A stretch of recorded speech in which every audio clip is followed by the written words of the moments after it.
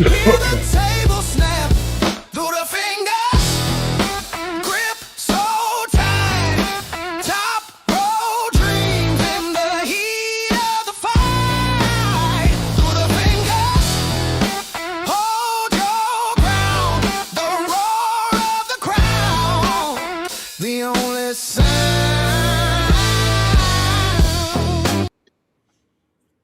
Bam. How's it going? Good. I had an excellent day today, man. Excellent day. I feel sore, but good. I'm ripped That's up and awesome. I'm good. Side pressure, like I said, I think at one point we had 350 kg bands hooked up, and then I had about 60 pounds on the pulley, and that's what I was dragging across with side pressure today. Yeah, yeah. So I mean, I'm only probably getting about 55 to 60% of the resistance from the bands, and then 60 pounds. So I think I was up well over 100 pounds of side pressure today. So That's awesome. and then we arm wrestled afterwards. Yeah, and I felt really strong. Like I did. I felt really strong. Yeah. Well, I know there's a practice today. I won't be going to that one. No, it's But, right now. Well, no, it was at 4:00. It's about ending right now. But the practice was at 4? Yeah. Oh, I thought it was at 7. No, 4 today. He called it at 4. So we got the Drew in the chat. We got Ryan Boussier in the chat. We got Tim, High Caliber Arms. We got Captain Hook. How you all doing? You know what? You know how Drew is always bugging you about smoking? I know. Well, this might make him happy. I'm 4 days with 0 cigarettes. Today is day 4. That's sweet. Sweet. Oh, Neon Dion. Hey, brother. Yeah. That's our brother from Montana. Yeah. Him and Tim. Ryan's from South Dakota. I don't know where Captain Hook's from. I think Captain Hook. I don't know where you're from, Captain Hook. I like to know where everyone is. Yeah. No, today we did. It was side pressure day, so we were in the dungeon today. That's why I couldn't go to practice, because we had already scheduled side pressure day like 3-4 days ago. Oh, Lucky! There's an awesome person right there. Going Lucky Ones podcast. Our draw. Oh, I wanted to say. I might as well say it. I'll keep saying it throughout the podcast, but we'll do it. Tuesday is our 200th episode, so I figured it'd be serving if we did the draw on Tuesday. So for the end of the month prizes. So guys, get your super chats in, become a member, and you'll be in Lake Flynn, man. In Lake Flynn. And we still got a signed East versus West. On our 200th episode, are we doing more than one giveaway? Because like that's going to be. Yeah, we're doing the East versus West and the Through the Fingers poster. Yeah. So what is going to be is the first person to win will get to decide which poster they want. So they'll probably want the East versus West one. I don't blame them, because it's got all the signatures from the athletes. But for some reason, if they want the Through the Fingers one, whoever wins the first draw will have choice, and then whoever wins the second draw will just get whatever's left. But there'll be 2 draws at least. So that's kind of cool, right? Got Killer Cat in the house. Hey, Killer Cat. How's it going? Killer Cat needs to come to Battle Zone February 14th, Calgary, Alberta, at the BMO Center. You'll get to see the judge pull finally, because the judge. Rick, if I don't gain my weight back, I'll be pulling in the 198s. 198s? Well, you'd be deadly in the 198s too. So. Yeah. Well, with this sickness, this morning I weighed myself and I was 202.2. That's the lightest I've been in like a year and a half. Yeah, if not more, if not 2 years, 3 years. You're not eating the same. Your appetite's not the same when you're sick. I mean, you're like I feel like even looking in here, my face is looking skinny. It is looking thin. I know I'm looking fat. You're probably going, "Oh, Brian's face is fat. Mine's thin." I am a fat bastard. So yeah. I don't worry. I'm getting pretty fucking solid. I mean, it's common. My elbow's a little sore, but we went pretty hard on the side pressure today, and then we had a practice. So it was me, Brad, Jared, Myron. it was just the four of us. Dale was, not quite up to it. So I did a measurement on my forearm to see if like some of the weight I lost was in that. Circumference yeah. is the same. Yeah. No. You lose it from like the other areas. Right? You don't lose the muscle that quick. Matt Wiggins, Hey, buddy. stand up looking thin. Yeah. He's our BC brother, right? Yeah. I'm pretty sure Matt's from BC. I'm always trying to put a place to the name. It's just something I'm trying to do. Oh, and I should show this off. I'm just gonna step off a camera here and put something on. Oh, that's fine. That's fine. Oh, you should go. You know what? Battle Zone was the first of big event I went to and I basically tried to go every year afterwards. Battle Zone was definitely a special event. Perry always puts on such a good event. This year, him and Gord are going to be doing it together. But like I said, there's going to be 20 to 30,000. Oh, the shirt. Oh, I got one coming. Yeah. Oh, that's cool. Yeah. Yeah, Ryan found me one. Yeah, Ryan found me one, so he's going to mail it to me. Yeah, so. I hope he gets his hat soon. I haven't got a message if he's gotten the Mac hat yet, but it's been sent. Oh, okay, that's good. Dan Plexman? Yeah. The Plexman? And he gave us a lovely card. I know I showed you the picture of the card. He threw in a few extras. That's what he told me. Yeah. He's like, I threw in a few goodies. Yeah. I was like, what? I didn't know that he did he has a safety company. I didn't know that. Yeah. I didn't know a lot about Dan either, but I know I've been talking to Dan for a long time. And he was actually one of the first people I ever asked to come on the podcast. And he still hasn't been on the podcast. So we're gonna have to get him on, I think. Yeah. He's a freak on the table, that guy. So no, today, I was hitting big numbers. I'm back up over 100 pounds of side pressure again. So it's starting to come. I felt very comfortable going side. Well, I didn't at first. When I first started gripping up, I'm just scared because that's how I hurt myself going sideways. But Jared is like a rubber band, right? So like he's pretty good. He's not going to hit me so I could just go, right? So it was pretty nice. It was pretty nice. I went inside, outside, felt really strong. The left is starting to get fucking deadly. Yeah. Well, when you had him on the podcast the other day, and he was talking about potential matches and stuff like that, I remember I put in the chat. I don't know if he saw it, but I was like, I'm waiting for the day that Jared comes to me and says he wants that match back. He will. Hey,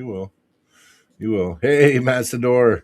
Matt Sador named our Sunday episode. So our Sunday episode is called the Power Hour because Matt Sador kept putting it in the chat and I liked it.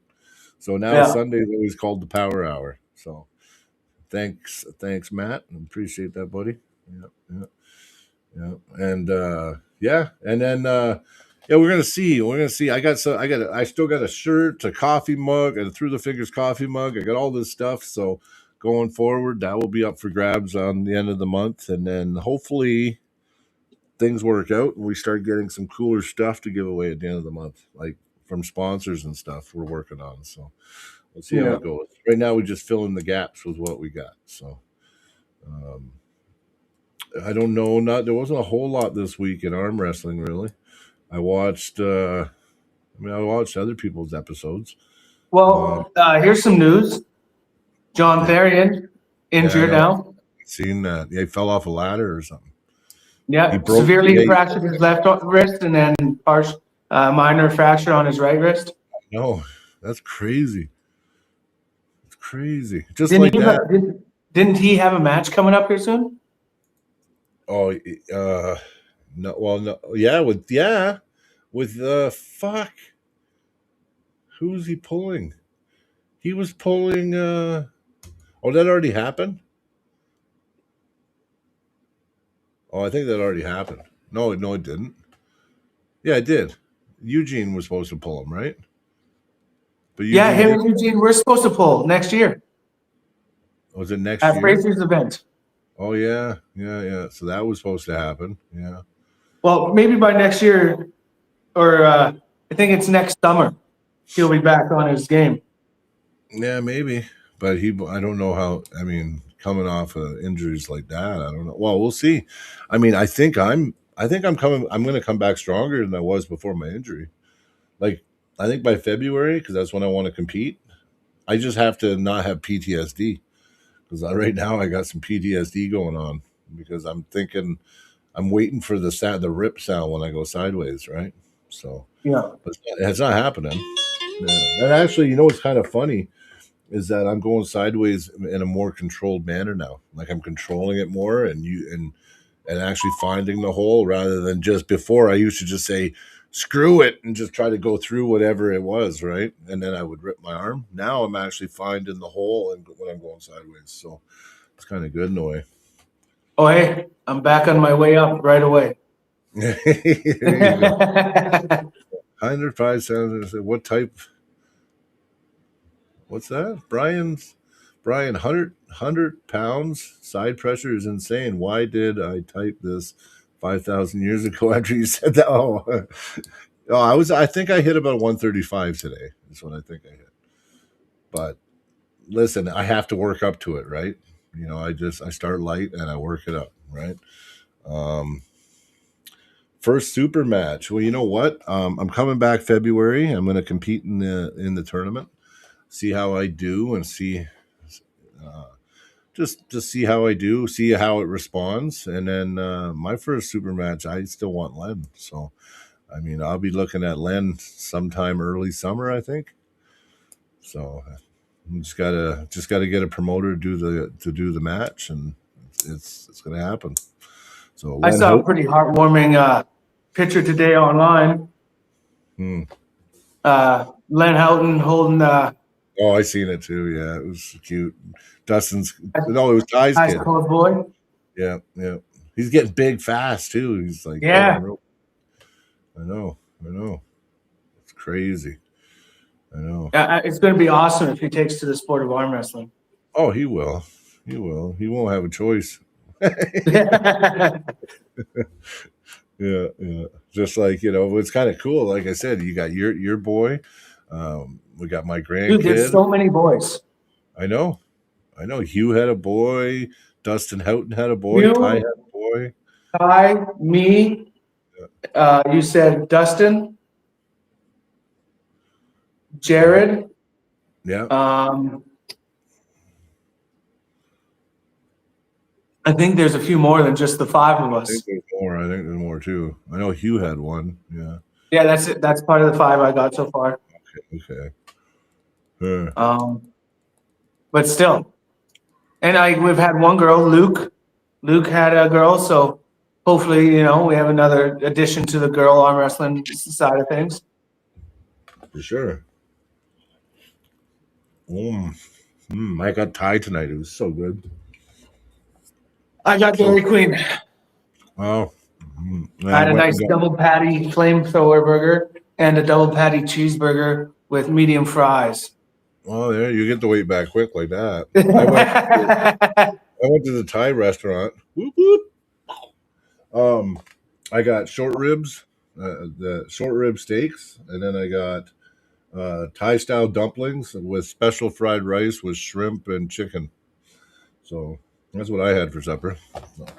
But see, Brian, Late. even when I was weighing just like 2.6, 210, Mm-hmm. I eat so much food, man. Well, you got to think I'm 5'7", and I'm trying to stay in the 210 to 220 Yeah. round weight class. For my size, that's a lot of weight. I got to keep the food going in me. Yeah. I shouldn't have took that big bite because now I can't talk for a minute.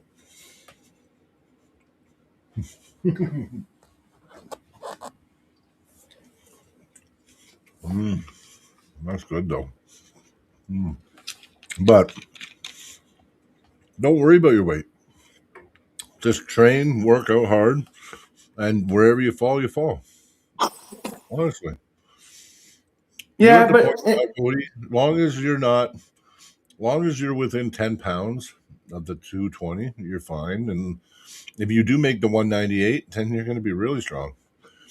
And both classes are really tough now too. I'd say that both those classes, I mean, on the Canadian level, you're going to run into the same competition in either class. I think in the 198s, it'd be kind of fun to go down and pull Ali, just fun. Yeah, listen, if you can stop Ali's cup, which I think your hand's getting to the point now where you got a better chance. You got a chance, yeah, for sure. I mean, there's certain styles against certain people, right? Like that's what it always works down to. Yeah. But as you strengthen your weaknesses, styles won't matter so much eventually, right? Like today, I was pulling in a style that I've never pulled really before with Jared. I watched Jared teaching Myron today. So Jared was actually showing Myron something cool, like just with pressure and how to use his like how to come at like because they were fully supinated, and he was showing Myron how just just kind of lean back with your body and just with your wrist just roll out the pressure into the fingers, and then you can take it back, right? And then me and Jared were pulling, and I was like, well, yeah.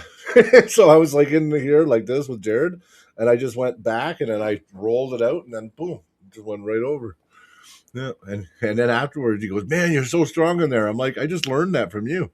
He goes, "What?" I said, "I was watching you teaching Myron, so I wanted to try it on you." He goes, "Oh, I guess you did." I'm like, "Yeah, I did. Yeah." But it worked. It worked really good. So Jared's really good. You know what? Jared and me, if we train all the time together, we complement each other a lot. Because if Yeah. I keep picking up his technical and his hand control and everything, and he keeps getting my power, the two of us will be actually really, really deadly going forward, right? So we'll see how it goes. But he's gotten strong. Jared has gotten stronger. He's probably at least 10-15% stronger than he was in the summertime now. Like he's already gotten way stronger. And I don't know Yeah, where he's last getting muscles from, but he's last getting time I thick. pulled him was when he came to Matt's and when he was weighing, I think, what, 230 something? He's still 230 something, yeah. I think he's still like 230. Yeah. I think it was like 235 or something like that. He was pretty heavy. Yeah, he And said like, he was strong. Yeah, yeah. but like I could tell that like he has even with that weight, he had a lot more power behind him. Like I just want to see if he's going to keep that power when he drops back down to the 220s. I don't think he's going to up and down. I think he's going to accept it. He's just going to accept his weight. He doesn't care where he pulls. And not only that, if he just accepts his weight and builds into it, he'll just be a natural freaking powerhouse eventually. Because the thing with Jared is he's actually a really, really, really good arm wrestler. So if he keeps putting on the muscle and the strength, his level is just it's got no limit really. He's a big guy. He's like 6'2", 6'2", 2.5. His frame. I mean, he should be like 260. You know what I mean? Especially No, not at if he starts 6'2".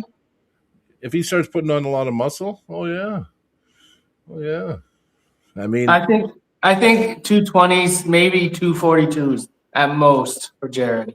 Because you got to think there's some bodies that are like Jared. Yeah, he's tall, but he's not as big boned as his brother. Where his brother's in that weight class, the super heavy weight class, because his brother's a huge human. oh, he's Jared yeah. would have it'd be a lot harder for Jared to be a healthy 260. Yeah. Well, the thing is once he starts putting on muscle, it's hard to say what he's going to end up. I think a 242 is his class. I do, especially when he starts getting heavier, because he will. Yeah, he could definitely fill out and do a good 242. I think so, because listen, he's coming. He's pretty dedicated now. So he's coming on Tuesday to do back pressure cupping day. So if he's coming for side pressure day, back pressure day, bicep day, he's coming for everything. He's gonna fucking get really strong. Like it's gonna come. I was actually thinking after Christmas, I wouldn't mind having a few people over and just do like you, Jared, Zach, fucking a few people over just to do some training in my garage. Yeah. I'd be down. Like I said, we should do that. Actually, I told Zach today. I mean, it's too bad because you weren't there either, so maybe he didn't do it. It's like we got to get those posters signed, and I need to get down there too. Oh well, I mean, we'll get it done. We'll get it done. But you have an Israel table, right? I do. It's at Dale's. It's in the dungeon. Yeah. Okay. When you come down, I might get you just to bring your pads, just so we have nice Oh. pads to operate on, not these fucking ones my cat decided to scratch on. I could do that. I can do that. I'm Just gotta taking know- him in on Monday to get him looked at to see how much it would cost to. You can redo them yourself. You know, you just go to a fabric place and they sell like that knockoff leather, and you just buy a sheet of it and you cut it, and when you just put the pad on, you fold it and you staple it. You can just staple it in on the bottom. You can reupholster the pads for like $20, not even. Yeah, Jeremy got me to send me to a girl that she'll like it, because if you look at these pads, they're like sewed right on the end here, Yeah, you gotta cut it off. Yeah, and has a nice like completely all. You see how they staple it on the bottom though, like I was saying. Yeah, Yeah, so they got the two different yeah. but it's not going to be this blue anymore. Yeah, you can change it. Make it black and white. Make it whatever you want. I think there's going to be black or red Oh, okay. Okay. is the two colors she said she had. Well, yeah.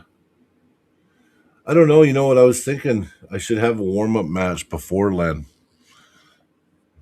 I'm just trying to think of who I should be pulling. Hey, Carolyn in the chat. Oh.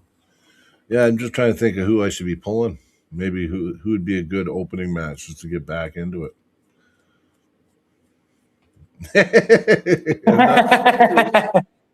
I don't want to do that because if something bad happened, you're not in my weight class. It would give me a bad effect. Yeah. Yeah. But mind you, though, it would be fun. You know what? That match would not. It would be a match because you pull very similar to me, and it'd be whoever And it would was be strong. fun. I'm in a weight class. Probably less likely I'm going to hurt you. Yeah, but you pull the same as me almost. Like your pulling style is very similar. I have a few more. I think I have a few more options than you, but your power lanes are my power lanes. So it's like I don't know. You know what I mean? And you've been feeling pretty strong. So, but I'm not ducking. Yeah, we can do a match for. Like, I just think it'd be fun. Like if you're back, it's not like you're yeah. you're going up against another big heavy guy where you got to most of those big heavy guys will be able to apply more impact force on your elbow. I don't know. You'd be surprised. You got a lot of power, man. Like I got to take it. I got to be. I got it in my head, right? Like when I'm driving, it's like I just have a little block. But today I was getting around it. It's going to take me a couple weeks. That was my second time on the table pulling, like actually pulling on my right. So Yeah. I think, we'll see. Like anything's possible because I felt good And it's enough. not like today. you're going up against number 2 here. Yeah, you are number 2 on the left. No, Right? you're only going up against number 5. Number 5. Are you a 5? Are you Huh? 5 now? Are you 5 on the right? I've always been 5 on the right. Oh, okay. I was 5 on the right and 4th on the left, and then I beat Buddy, got 2nd on the left. Who's Dylan Houston? I know Jake Houston, and he's too small. I know Jake Houston. I don't know Dylan Houston. I know the 2 matches that I'm looking at are gonna but they're far in the distance. One is Solomon Latimer, which I could have maybe had in February because Perry asked me, but I'm not ready to take on a presser. Like I don't want. My elbow is just coming back. I don't want to take on a fucking flop hit fucking presser. Like I just don't want that on my elbow for my first match back. And then I got him at King of the North, hopefully next year at SB's event. And then I got Chuck the Destroyer Young probably next year at the Armbender. But to see, that's all like 12 to 14 months away. So You know what? Brian versus Zach. Oh yeah. that's I just slipped. a presser right there. So Yeah. No, Dylan Houston. I'll look him up. I would pull him. I think. I'm not scared to pull anybody. I know me and Scott. I've been pondering an idea of maybe letting Scott Evans in, pull Scott Evans from Utah. He's actually a really good puller. He doesn't get out of Utah too often, so I think it'd be kind of nice in a way because he would have it'd be an international match for him because he's a stud. He's a stud. But I don't plan on losing to him. I plan on kicking his ass. But You know who your first match back should be? who? Mark Pickering. Yeah, but he's hurt. He had that bicep tendon tear, so he made it so I can't even do it. Mark actually did say he would pull me, Yeah. but he can't pull me now. He's got his bicep tendon tear. So I think, so he's been active for months and he's going to be out for a long time. That's when you just take someone off the rankings. Like, why? I honestly don't see. I like Mark. He's been always good to me, but I haven't seen him in a tournament for about a year. I've never taken longer than a second to pin him before.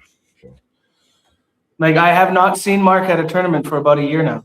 But he was getting, I will say, I remember the last time I did kind of fuck around and pull with him, I did feel that he was getting stronger. Like he was. Oh, he is getting stronger, yeah. But Yeah, you know what? he was getting stronger, yeah.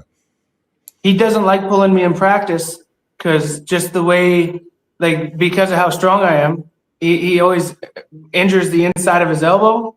And it's not like I'm like smashing him. I'm just matching and slowly pulling him out of where he's at. But it's just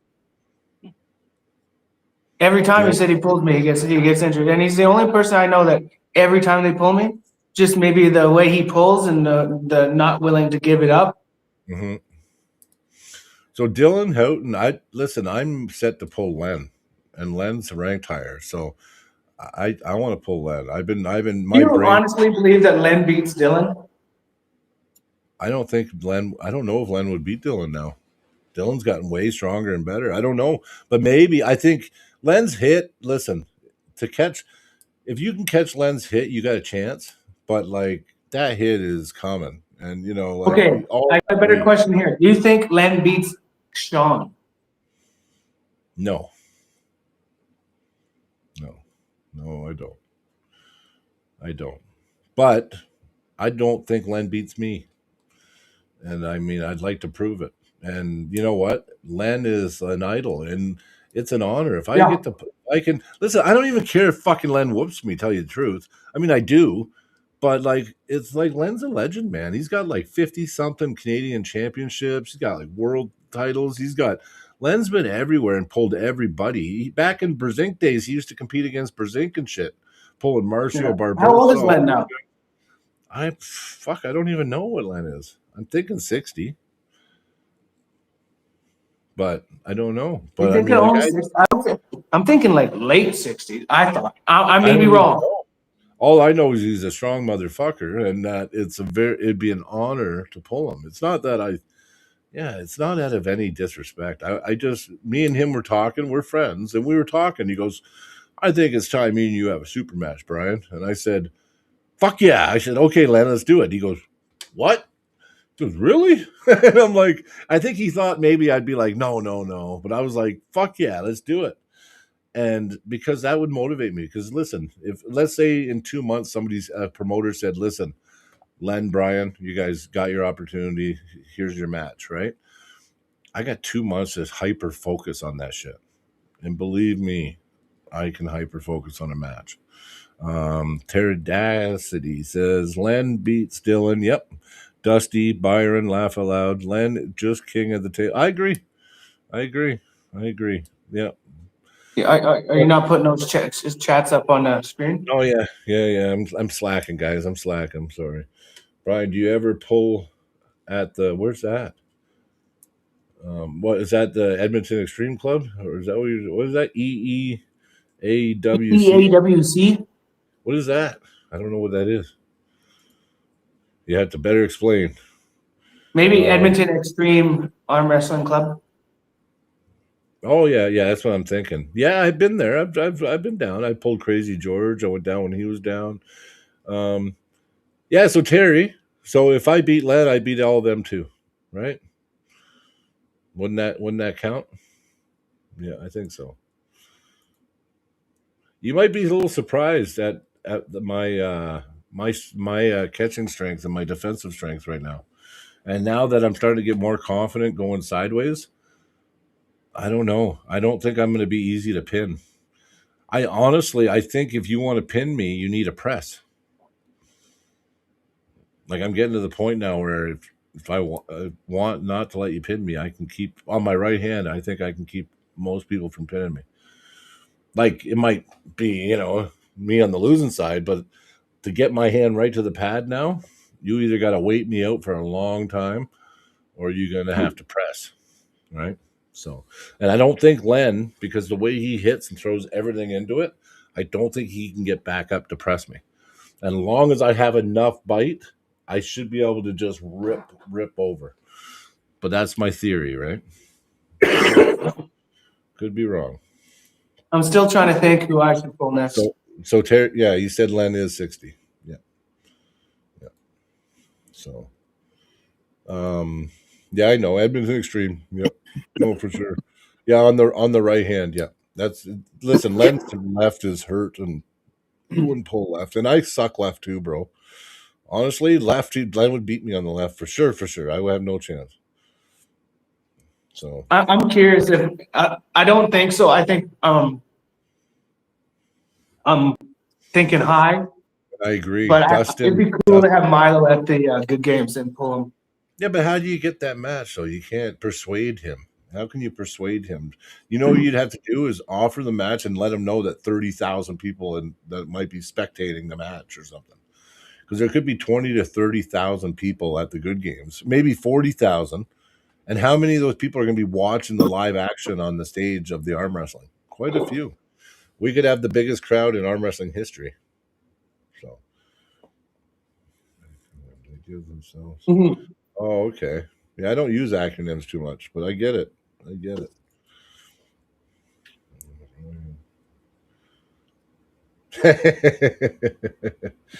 I don't think I stopped. Right back, just 2 seconds.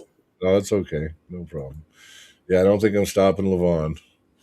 Len's go-to is just center table power. Yes, but listen, I kind of agree with you. But when you're having a match with Len, right? It's different. In practice, yeah, Len sets up center table, got a little bit of this going on, and he just holds guys. I know, I've seen it. But in a real match, Len's gonna fucking fire, believe me. And you got to catch that hit. So, and I think I can. Because honestly, the two guys, and I could be way out to lunch, but I think I beat the two guys that have beaten Len last. I think that Ben guy, I think I can crush him. I just think so. And that Dusty, Dusty's press is very, very, very impressive, but I think that I'm very good against pressers, and I think I can get Dusty too. But I was supposed to have that match too, and he got injured the first time it was offered, and I was injured the second time it got offered. So that match couldn't happen. So I'm talking about Dustin Finley. Yeah. Because me and Dustin were supposed to pull, and then he had an elbow injury. And then the next time I got asked to pull Dustin, I had an elbow injury. So it was kind of weird. Yeah. We both had injuries at separate times. So it's not like Dustin didn't duck me and I didn't duck Dustin. So David Jansen in the house. Hey, brother. What we got here? Any news on super match of the good games? Yes, they're getting worked out right now, and I don't want to let nothing out of the bag because I'm gonna probably have Perry on the podcast this week. So Okay. yeah, there's a good chance this week Perry will be on the podcast, and he's just lining up some matches so we can talk more about it. How many matches are they allowed to have? Well, it's going to be on the Friday night. He's going to have what he has because he gives out certain things. So I don't know. Sometimes he has like 8, sometimes 10. I think a lot of times it's 5. It depends if like how many belt matches he's doing. I don't know. I think he said 1 belt's up for grabs. So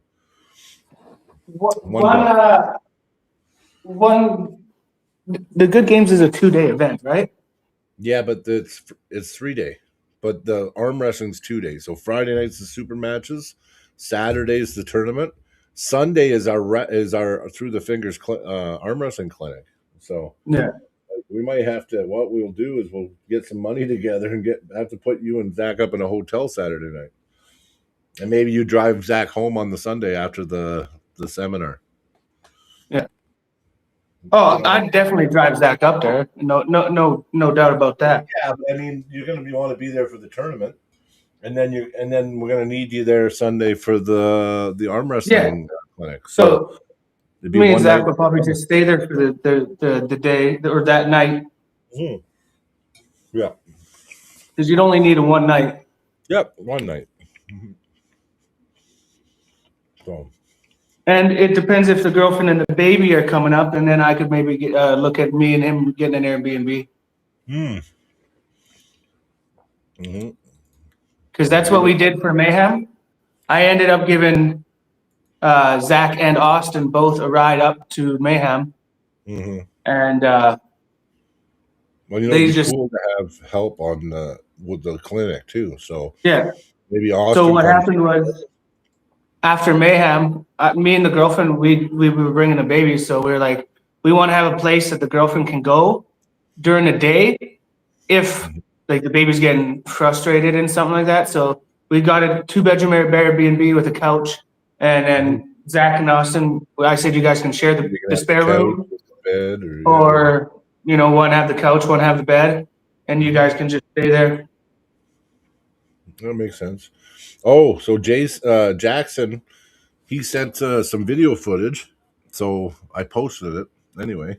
Posted some of it, and thanks, Jackson. I'm glad. I appreciate you allowing us to post some of your content, because I didn't have those angles on some of those videos you sent. I think I let it auto name him, and it called him Jason. I had to go in and change it. It was Jason Hickey, and I was like, oh shit, his name's not Jason. He's gonna be mad. Oh, is that from the Lethbridge tournament? Yeah. Jackson looks fucking strong though, man. Like strong. I was very amazed at how strong he I'm was. honestly, like, I'm not surprised that Jared won, but I'm surprised he won as easy as he did. I wasn't, because Jared's gotten strong. Every week he's gotten stronger. He's weird. Jared's weird right now. And I knew he was going to control the high ground. And listen, Jason Shaw ran into what you used to run into with Jared. But now Jason's going to he's going to take him some time. But the thing is Jared's working on the strength end now. So, like, actually, his loss to you really kind of, I think Jared realized that, hey, I gotta get stronger. Like, you know what I mean? Because that was like just a pure strength thing. You know, like it really was. He couldn't stop anything because you were just too strong. You know what I mean? So, But my weakness that he used to capitalize on, yeah, I caught it up, Mm-hmm. because he would always take my hand, because that's most people that beat me, they capitalize on taking my hand. It's not very often I get beaten inside. No. Actually, in a tournament, I don't think I've ever been beaten inside.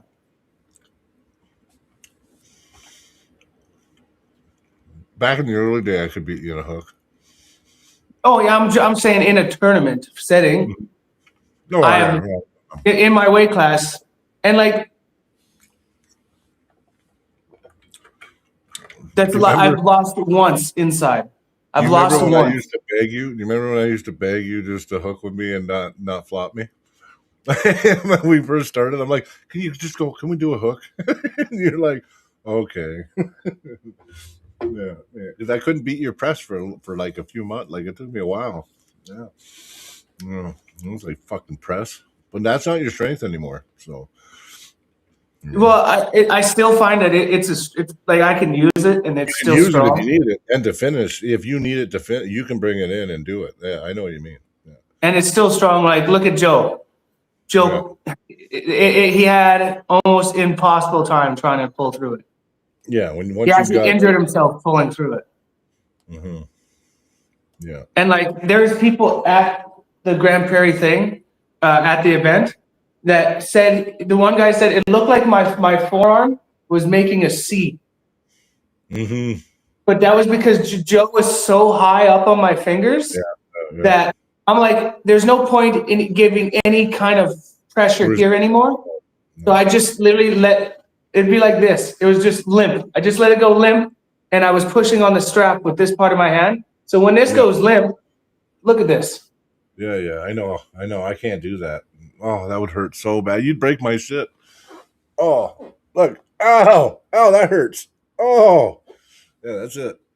But my hand, all in all, is pretty flexible. Like, see, that's my thumb. Yeah. Oh. Look. Yeah, I'm not flexible. Like, you can't do that? No way. Look. Nope. It'll break. No, there's no way. No way I can do that. How do you do that? It's just like this. Yeah, there's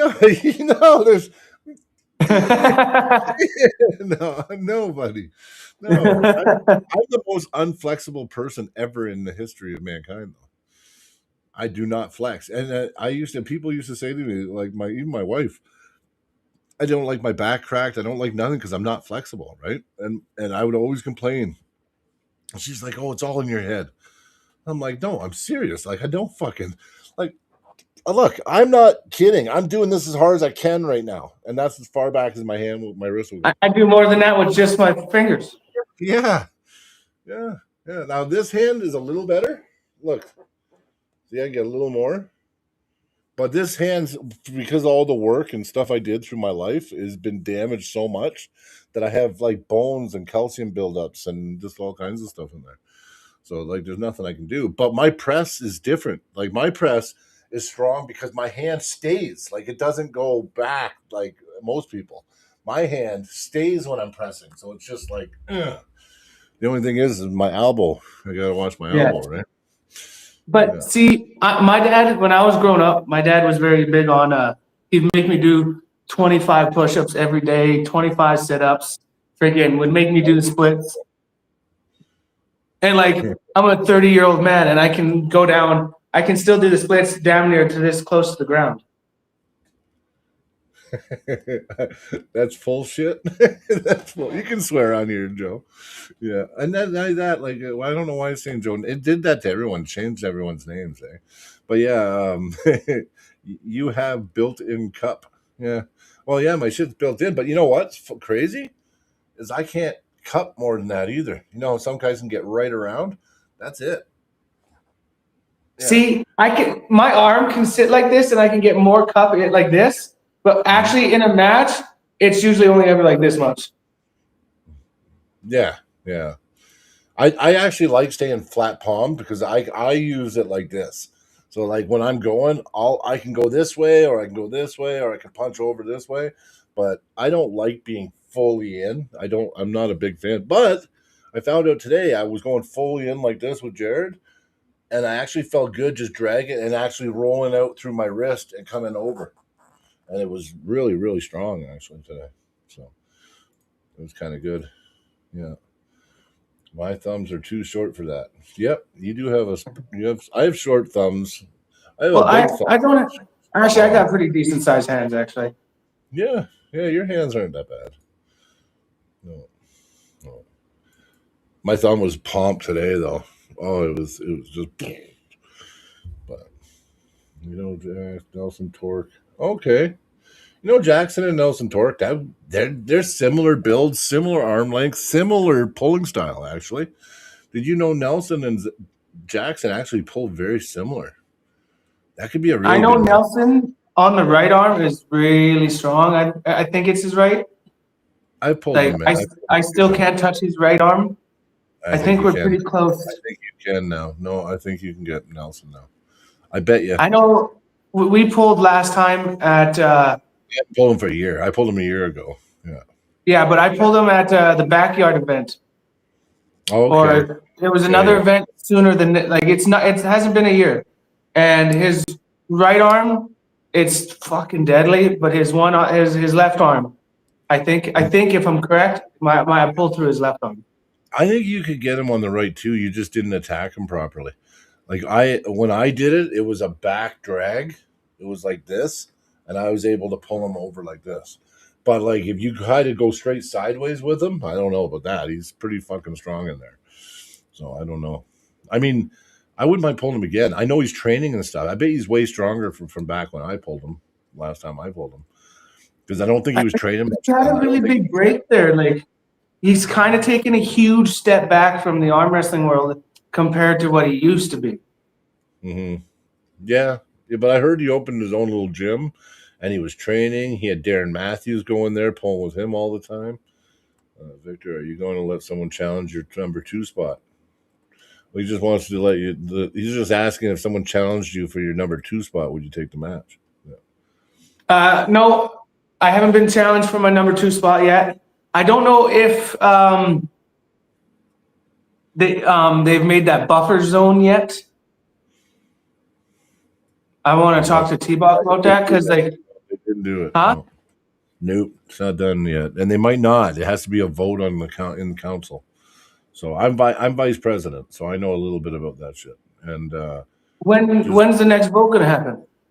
well, it has to be motioned on the board, and then once it's motioned, then it gets voted in or it doesn't. But at the How same often do you time, guys have board meetings? well, we have communication all the time because we have a Oh, you guys don't have like days where you go over like different things and. Well, we should do that, but see, some of our members live all across Alberta, so it's like, how the fuck do you get us all together? What we should do is have like a Big Zoom call. weekend. We should do a weekend where we all get together and have a meeting, like at a certain event. And Yeah, but what you we don't do- have to do it in person. You can have a monthly a board meeting on Zoom. Yeah. No, I know. That might be something that we talk about because I think that'd be a good idea to start doing. Where, okay, these are the things that come up through the month. Let's vote on. If there's anything to vote on, you vote on it. Yeah. Well, could be. Because I do think that is a good idea. Because like, Oh, sorry. What was that? He hasn't been active at tournaments, but I think he's up for super matches.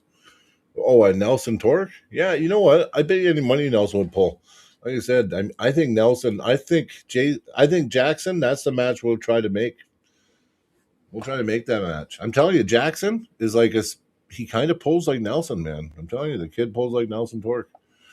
I would really like to get someone up from like the other side of Canada for a good match. Yeah, well, I know what you mean. I don't know who's coming down to Battle Zone. I know Brad Prinz might have a match, but I can't say. I'm not going to say nothing about Battle Zone because I got Perry. Perry's coming on the pod and he's getting a match. I don't want to like wreck his thunder. I want him to be able to say matches and stuff. So Like I know you told me that you and Perry were talking about maybe Cody, but that didn't work through. That's why you're okay. yeah, But like, I want to see if Perry could get another, 220 guy up here for a super match because I want to pull someone from, Ottawa or Quebec. I don't care. Yeah. Quebec's got some killers too. I would like to see you pull somebody from. I'd like to. Fuck that. We're gonna have to. We're still gonna do it. Well, you know what? As we start building the bank account on Through the Fingers, we need to do a Red Deer Club versus High Hookers. We got to do it. We'll just do an event, man, and we'll make it a pay-per-view, and everyone can watch. We'll do it. Won't even do it a pay-per-view. What we'll do is you have to buy the Knights Mover membership with the, do it like Arm Wars, but we'll actually, and we'll use the money and actually help them like come down on a bus or something, and we'll have fucking Red Deer versus. I bet you that would be huge. I'm telling you right now, and I put money on the Red Deer Club. I think we can win. I really do. But you know what? There is one guy from Quebec I want to pull again. Was it that Limey guy or what was his name? He's the one that got third place at Nationals, Third place. right above me. He's an older guy, left-handed. No, it wasn't Dave Hall. He won. No. Yeah. Dave Hall only pulled right, and it went Miles, Sergey, and then this Quebec guy, then me at Nationals. Well, see, Nelson. Listen, for Nelson to get Cody or to get an opportunity, Nelson's got to be active again, man. I want to see Nelson. You know what, Nelson? When I first started arm wrestling, Nelson was like pretty good, and I seen him arm wrestling, and it was like he retired after I started arm wrestling. All of a sudden, Nelson didn't do much. All of a sudden, maybe just too To many be kids. honest, well, there was a few I can things see that it. all led up to him not pulling as much and kind of taking a step back. Is because he was doing super match events and shit like that at his house up in Yeah, Edmonton. And then he did a really big event, like where he built a stage, got stereo Was that the systems, Torque tournament? That was the Torque tournament That at was- Sylvan Lake. and there was nowhere near as many turnouts lost. as he thought. And he lost big time on it. It happens though. It happens. Yeah, it happens. It sucks. But it was like right around after that, I noticed a big drop off of him being around arm wrestling and stuff like that. And I think it was just him, getting back on track. And, he's a great dude. He's a great Dave person Gunther? to have in the arm wrestling world. Guthier or Guther, Dave Guthier, is that the guy that you want to pull?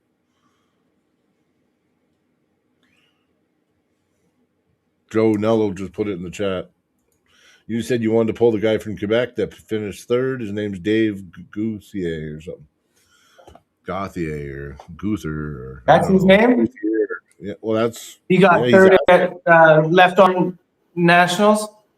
he's asking. Yeah, he thinks that's who got it. Yeah, Uh, because it is. Yes, here. yes, it is. I'm That's gonna. who it is. I might disappear here for a second. Yeah, but that's who it is. Yeah, I'm gonna quickly just look. says he got third at left arm at. I'm just gonna nationals. go on the Canadian Arm Racing. Yeah. Well, I trust that Joe looked it up. So he said he got third. Dave Guthier. Oh. Or Guther. Yeah. Yeah. Gutier. Okay, then that's who I want to be. That's who I want to. Okay. I know That's who I everyone hates wanna my pull. translations of names. That's who you want to pull? Okay. Yeah, I want to rematch against him Maybe. because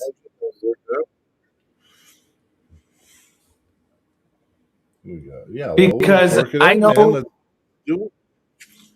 I know just before I pulled him, I had a freaking barn burner match against.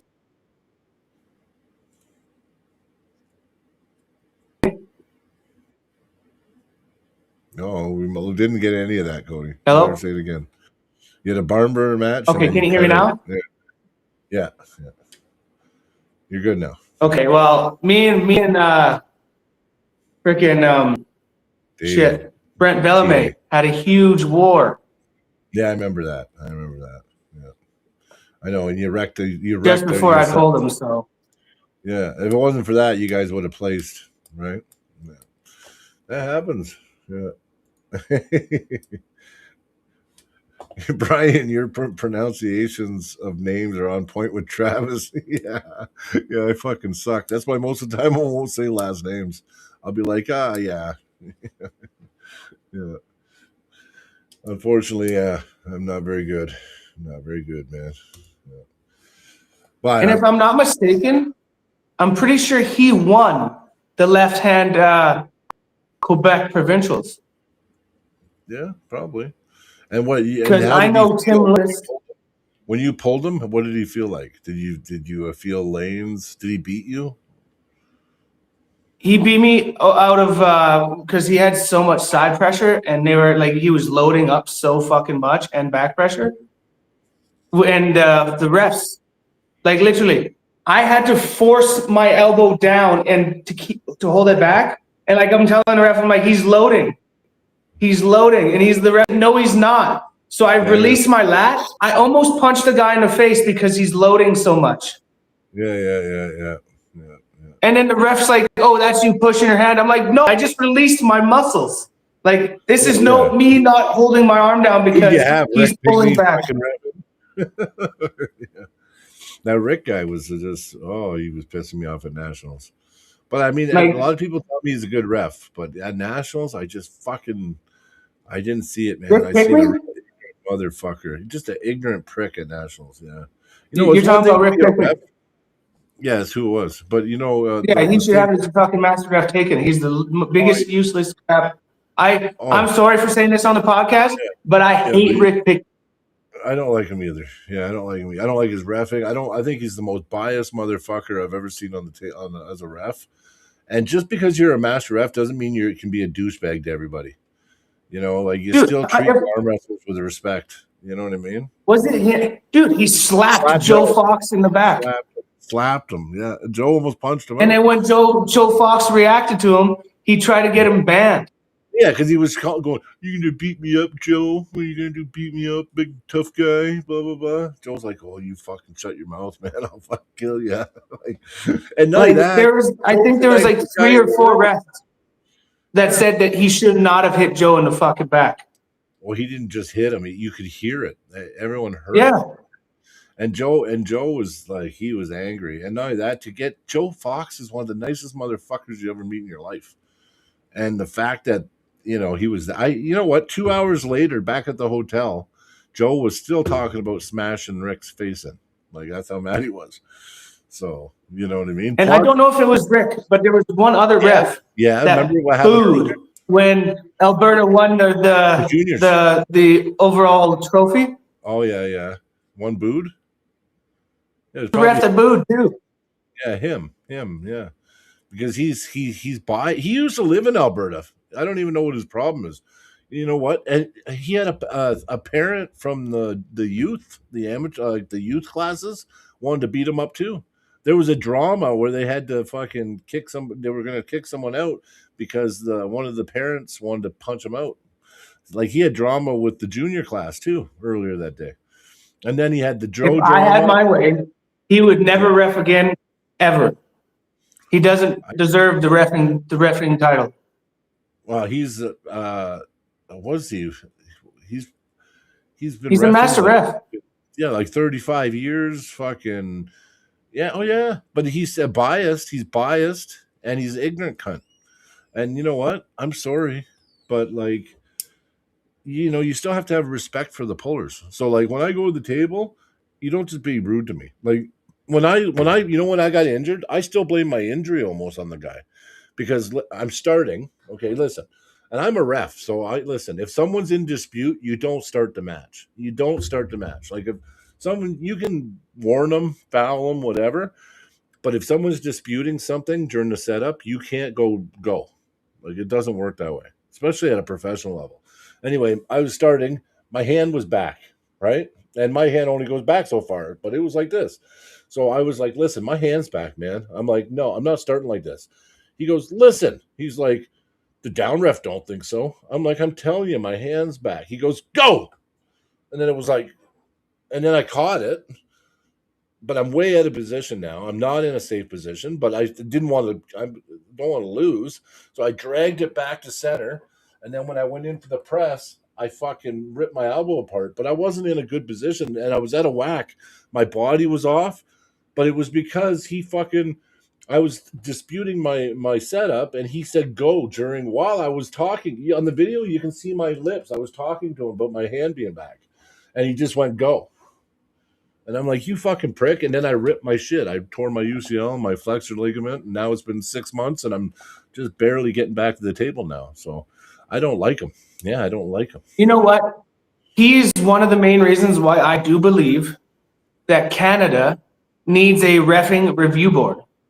And it doesn't have to be even every year, like every 3 years, every ref, even master refs, should have to go through an updated refresher course just to make sure that they're on point.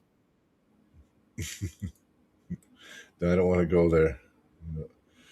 Can you name another? You know what? Alberta, the guys we use, like Dave Hicks is fucking amazing. I love Hicksy. Butcher comes in. Butcher's fucking awesome. Butcher's a great ref. I always talk to Butcher. I just talked to Butcher the other night. I was watching his matches, and I had to let him know that he was a beast. I'm drawing like he drives up with Miles all the time. Terry. Terry's a really good ref. Like I know really there's some people that I have bad luck with Terry as my ref, but Terry is a good ref. He's a really good ref. I just don't want him as my ref sometimes, just because it's like Maybe because he's too good and I don't get away with my shit. I don't know, but I just know I don't do as good when I get Terry. But it doesn't mean he's not. I'm And not saying he's a bad ref. He's a good ref. Yeah. personally, I don't Anthony mind. Anthony from BC, fucking awesome ref. I, We used him. personally, I don't mind. Who's the bald guy that does Mac? He's also like the main ref in Canada. Dave Knox. Dave Knox. I like Dave Knox. Dave He's Knox. usually I quite don't good. mind Dave Knox. No, Like I he like did some of my refing He did in a couple, Edmonton and at Nationals and stuff. And like I don't mind him. he did a couple of our He's a good events. ref. No, I've hired Dave Knox before. Yep. And what's the other guy? Craig Sanders? I forget his name. Craig. He's been reffing for years. He's good. I liked him. I like a lot of the refs, man. A lot of the refs I like. So, but this Rick guy, no, I don't like him. He's fucking biased, and he's got a swollen head. Like he thinks he's better than everybody that's there. So I don't like anybody like that. They're nice and weren't biased. Yep. Yep. No, I mean, listen, you're a ref, and it doesn't mean that you disrespect the arm wrestlers. Like I've been reffing now for what? I'm on my 4th year, and I don't treat the arm wrestlers less. Like I don't act like I'm king shit when I'm reffing. I will take control of the match, and I'm not afraid to fucking make any call I need to. But I treat everyone with respect at the table. I don't, and I'm definitely not biased. I never look at who's pulling. I just look at the hands and what I need to do, and I look for what I need to look for, and that's it. Like I don't need to do nothing else. I just shoulders, and then you know what I mean. Hands, rotate, wrist, thumb knuckles, whatever, center, fucking check it. Boom, ready go. Down refs, thumbs up. It's like it's really simple to ref. It's actually not even hard. I know. I just feel like if you can't tell when someone's back loading so much that the other arm wrestler has to use everything he has to keep his elbow on the table in the setup, and when he releases it to show you that buddy's backloading, you're so oblivious and stupid that you can't even tell that it's not me pushing up. It's literally me just relaxing and getting lifted way up here. Yeah, but the ref can feel that. Terry, Dustin. Sorry, I didn't say Dustin Terry. I would have. Dustin just stopped reffing for a while, but Dustin Houghton is actually a good ref. He's a really good ref. Dustin He's fair as Houghton. fuck. Yeah. Someone And mentioned Jeremy. Jeremy's a good ref. Oh yeah, I didn't say Jeremy either. See, Jeremy's great, and me and Jeremy came up together. We started reffing the exact same fucking day. But I think when we were speaking about like I think we were going more master refs is what we were. Masters. Yeah. Everyone we named were all master refs. Terry says I'm a good ref, so thanks, Terry. I appreciate you, brother. I definitely try my best to always be a good ref, fair ref, always fair, never biased. I think that's why I started reffing, because there was things I fucking pissed me off, right? So, yeah, but they are from, I know there's some good ones from BC, but you know what? We actually hire a lot of ours from out of province, but we have some guys coming up that are getting good. Like Jeremy's starting to get really good. Another one, you're right, Vitaly Safronov or whatever it is, or Samfronov or something. Safronov. He's the one that does a lot of stuff with your old partner there. Fucking, I'm drawing my blank. Not so much anymore. And then Vitaly's actually been really good, and he's gotten his certifications here now. He's a really good ref, actually. Vitaly's a really good ref, and Vitaly's really fair. Like he's a super fair ref. He's I've liked him for the last two. I've liked him for my last two. There's been a few I've gotten pretty upset with him, but that's also in the heat of the moment. And that's also part. You know what? Terry. I fucking freaked out and I was pissed at Terry. And then I went up to Terry afterwards and I said, "Great job reffing tonight, buddy." Because you weren't saying that earlier. I'm like, "Yeah, but that was when I was arm wrestling." I said, "I'm done now. Good job, buddy." You know what I mean? Because, listen, when I'm pulling, I'm a puller. When I'm reffing, I'm a ref. I can differentiate the two, and I have two different mentalities whenever I'm doing one or the other. So, But at the same time, Butcher like, was a treat for me. Yeah, see, Dustin Finley. Hey, buddy, how are you? We were talking about you earlier. Yeah, I was saying how we almost had a match twice, but first time you were injured, second time I was injured. So hey, Butcher was a Brian, dream for you. Well, Butcher's one of my favorite refs going. I really like Butcher. I'm going to leave you for 1 second. I just got to run to the bathroom really bad. Oh yeah, go to the bathroom. I'll be good. I'll be good. Yep. Before I forget, two guys in Edmonton. You know what? You're talking about Josh Russo, he's a really good. You know what? He's a good ref. Josh and me actually, we're all come up the same speed. Josh, Jeremy, me, and then the other ref you're talking about is Evan Ferguson. And Evan's good, but Evan's just got to take better control of the match and just be very stern. But I like Evan too. Evan Ferguson's a good guy, and he's becoming a good ref. We got refs here. We're getting them. Yeah. Oh, there you go. Russo and Ferguson. Yep. See, I said it, and Killer Cat already had it written in. I like Josh. I like Josh because Josh takes no shit, and he's probably going to be the strictest ref you're going to get on the table. But at the same time, you know it's going to be non-biased, and if you foul, you foul, right? Whatever, right? Doesn't let a lot go. Butcher is awesome. Yes, Butcher's like, he not only is he a good ref.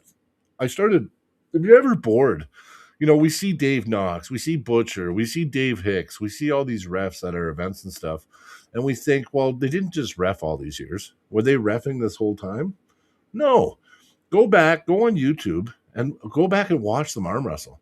I went back, I watched a match the other day with Butcher and what's his name? Tony Singer. And Butcher was he was a good arm wrestler. Like really good. He was like a phenom. And if it wasn't for some injuries and stuff, Arm Fanatic, Quintana, brother from Montana.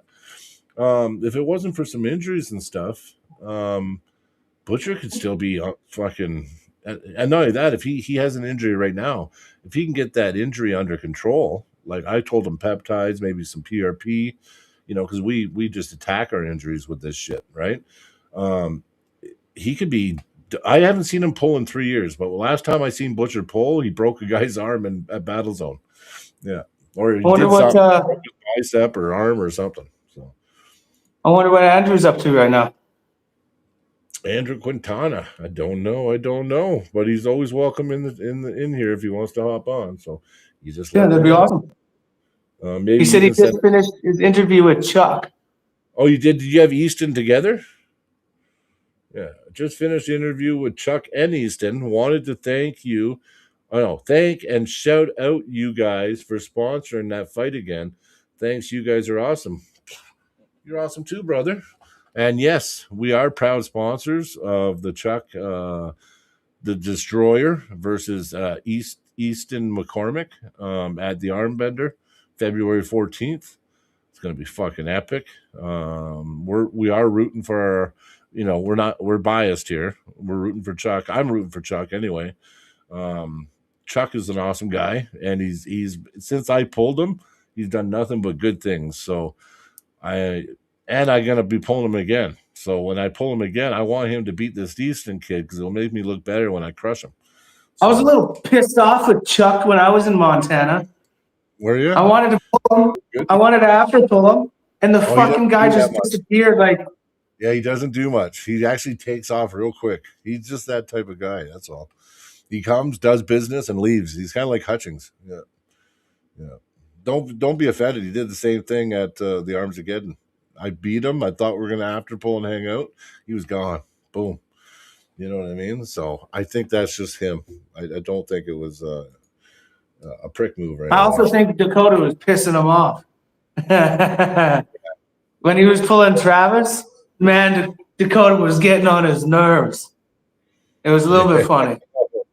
Was he? Yeah. But he beat Travis, so he was able to beat Travis. But Dakota was beaking, trying to get him riled up and stuff. Dakota was like, "Don't get tired, come on," and just like how Dakota does in the corner. I'm pretty impressed by Dustin. I watch Dustin's training videos all the time. I think, you know what? We have a match. I'll be all ready for that press. He's going to throw some other shit at me because he's looking like he's getting strong in a lot of areas. I think his go-to was that crazy press of his. But I mean, I'm used to that. Like Solomon, that's what Solomon does. And mind you, Solomon usually gets me with that shit. But not not next time. In a super match, there's no way Solomon's flashing me, doing that shit, that flop press shit. He's not doing that to me. So. But Dustin Finley, yes, buddy. I've been watching. I don't know, man. You're becoming a beast, and I'll definitely want a couple months. Tell Dustin should come down here in February at the good games. Yeah, he should. I don't know if Dustin got his passport yet or not, but Dustin, the good games is the battle zone is going to be fucking epic, buddy. There's going to be. It could be like 500. I don't know how many entries it's going to be. It's going to be right in Calgary. So right there, you're going to have at least, I'd say a minimum 350 entries at this event. Minimum. It's going to be fucking. And it's a great thing to bring the family to. And televised. They're going to be on TV and everything. Cable television's going to be there. Fucking. Oh, it's going to be huge, man. It's going to be huge. And you can bring the family. There's 20 other sports. There's tech ball. There's volleyball. Chicks in outfits doing volleyball and shit. There's going to be local football. Yep. I know because I know the Rams are going to be there. Oh yeah, see. So yeah, there's so much. I know Global, CTV, all of them. They're all going to be there. They're bringing in a football announcer for the tournament, and I might get a chance to sit in and commentate with him because he's not going to know it. He's going to need somebody that knows shit about arm wrestling. So I think I might be in like Flynn. We'll see. Talk to Perry this week. But yeah, I think it's going to be a fucking Battle Zone is going to be epic. Like it's going to listen. He gets 250 entries every year, and it's 6-hour drive for all of us. This is right in Calgary. I don't see it being anything less than 350. I wouldn't be surprised if it's over 400 entries at this event this year. Yeah, the main. Well, you're going to definitely have Edmonton, Red Deer, Calgary, Lethbridge. Yeah. You know what, though? Armbender is the same day. You don't have a match this year at the Armbender, though, do you, Dustin? I mean, if you got a match, I understand. But if you don't have a match, you might as well come hang out here. I sponsored the Armbender, and I can't be there. Somebody gets the VIP table that we get, though. So some lucky person there is going to get a free VIP seat or whatever. Yeah, I can tell, Dustin. Yeah, you've been making a lot of progress, buddy. I see Facebook clips. I watch everything that pops up. If I see a new training clip or something you post, I always watch it. So Still waiting on passport. Oh, still waiting. Okay. Too bad we didn't have a gold card here like they do in the States. Well, I know. Yeah, but Nick Abel is waiting on his passport. We got our first match. We got our first match at our event in May. You know who it is? In Battle Zone, going to be in Calgary from now on. No, there's no. I don't know if. I think it should be. I think it should be either in Edmonton or Calgary every year. Yes, but you know what? If this year does the numbers, and listen, you know what I tell everybody? If you want Battle Zone to start being in Edmonton and Calgary, let's get the numbers so that way Perry can't go back to Hinton or whatever it is. Why the fuck did he ever go to Hinton in the first place? Because it had significance because of the Lebrowski Cup and everything else, and then what's his name lived out there. There was reasons, and then he had that hotel. He's good friends there. They help out with the event. It becomes very cost efficient.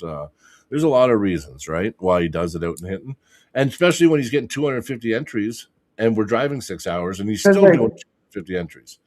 Right, but if we put up, I've never been to a Battle Zone because of that. I've never missed. I only missed one. I've only missed one, and I tell you, I've never missed that one either. But the weather was cold. It was just like, Ben Brooks. Yes, I hope Ben Brooks comes. Is that who you're pulling? Ben Brooks at the Armbender?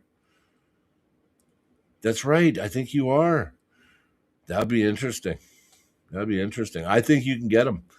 I watched. You know what? I watched Ben. Ben was in Lethbridge last weekend at the Christmas party, and I felt. You know what? I didn't enter because I'm just come back. I don't have that much confidence right now with not getting re-hurt. But as my elbow keeps improving, I mean, if I would have felt last week what I felt like today in practice, I wish I would have pulled because I would have loved to pull Ben last week because I think I can beat Ben on the right. Like I'm almost certain I can. But But Ben's see, still and coming like back from an Brian, injury too. He's still coming back from an injury too. Yeah, you were talking about it being in Ninton, which in is a Hinton. 6 hour drive Yeah, in it Hinton, is. in a 6 hour drive. See, but like I could see driving 6 hours, like I do to Grand Prairie, Mhm. when I'm gonna get to meet Todd Hutchins, when I'm gonna meet in Yeah, but I'm fucking going to be the honest. But I'm Jedi, going to be honest. I'm going to be Giannis. honest. Battle Zone. I had a better time at Battle Zone than I did Grand Prairie. I don't know I'm why. sorry, but if I'm not gonna be, Yeah, but it was better. It was better. You know what? The camaraderie and the people that show up in Hinton every year are my friends, and I just always have such a good fucking time in Hinton. Now but see, the thing is, I like when Grand it comes Prairie to too. arm But I wrestling think in Alberta, yeah, every event that you go to are going to be your people and your friends because we're I friends know, with but everyone that arm wrestles. tell you, yeah, I know. Maybe it's just because Perry's my good friend too, and I support my friends. But I'll always try to go to fucking Battle Zone. Always, always, And always, see, always will. Yeah. I would maybe consider going to Battle Zone more if I had a super match there and it was there. Because like whenever I go to Grand Prairie, every time the last 2 years that Grand Prairie's had a fall brawl, Mhm. they went out of their way to give me a super match. Oh, I know. I understand. I understand what Right? you're saying. And listen, every year Perry offers me a match. Every year he tries to get me to ref. Every year he tries to get me involved somehow. Vinny, See, that's I've another good. never. Terry's right. Vinny lived in Hinton, and Vinny's was one of Perry's best friends, and he was the head ref for Battle Zone for a long time. Vinny passed Yeah. away, unfortunately, about a year and a half ago. Right. So See, like um, I've never talked to him except for to ask him who had the belts. And we get to talk to him this week because he'll be coming on the pod. So yeah, you get yes, to know him a little and bit. like I'm not saying, I feel like for Battle Zone should be. It's a big event, and you got he brings all the he brings all the East Coasters down every year. You want to test yourself, pull Kenny Snow. Go pull these guys. Like they're really good, man. He brings down guys that are I really will be fucking this good. year in Calgary. I know. But that's another thing. You know what I mean? You want to test your metal, you get to go to Battle Zone and you get to pull all the Easterners because he brings them down. They all last year you had Chris well, I didn't go last. That last year was the only year I missed, but the year before you had Chris Gallant, you had that Dylan what's his name? Courier, little short, stocky guy. Reminds me of you. Really strong, really good arm wrestler. Kenny Snow. Does he pay? Like, say if you're a belt holder, does he pay for you to come down to the ones down there to pull and to defend your belt? No, you don't defend down there though. You'll defend here. Yeah, but I'll go down No. anyway because down there. Brent Bellamy had to go down to defend his belt. But he decided to go down there, but no, Brent had paid. Yeah, he paid his own way. Yeah, for sure. Yeah. Because like I want to, I'm gonna pull in Calgary, and I'm gonna do the 220s right arm, but I'm doing 242s left arm. I don't know if Cody can beat Kenny Snow. I don't think so.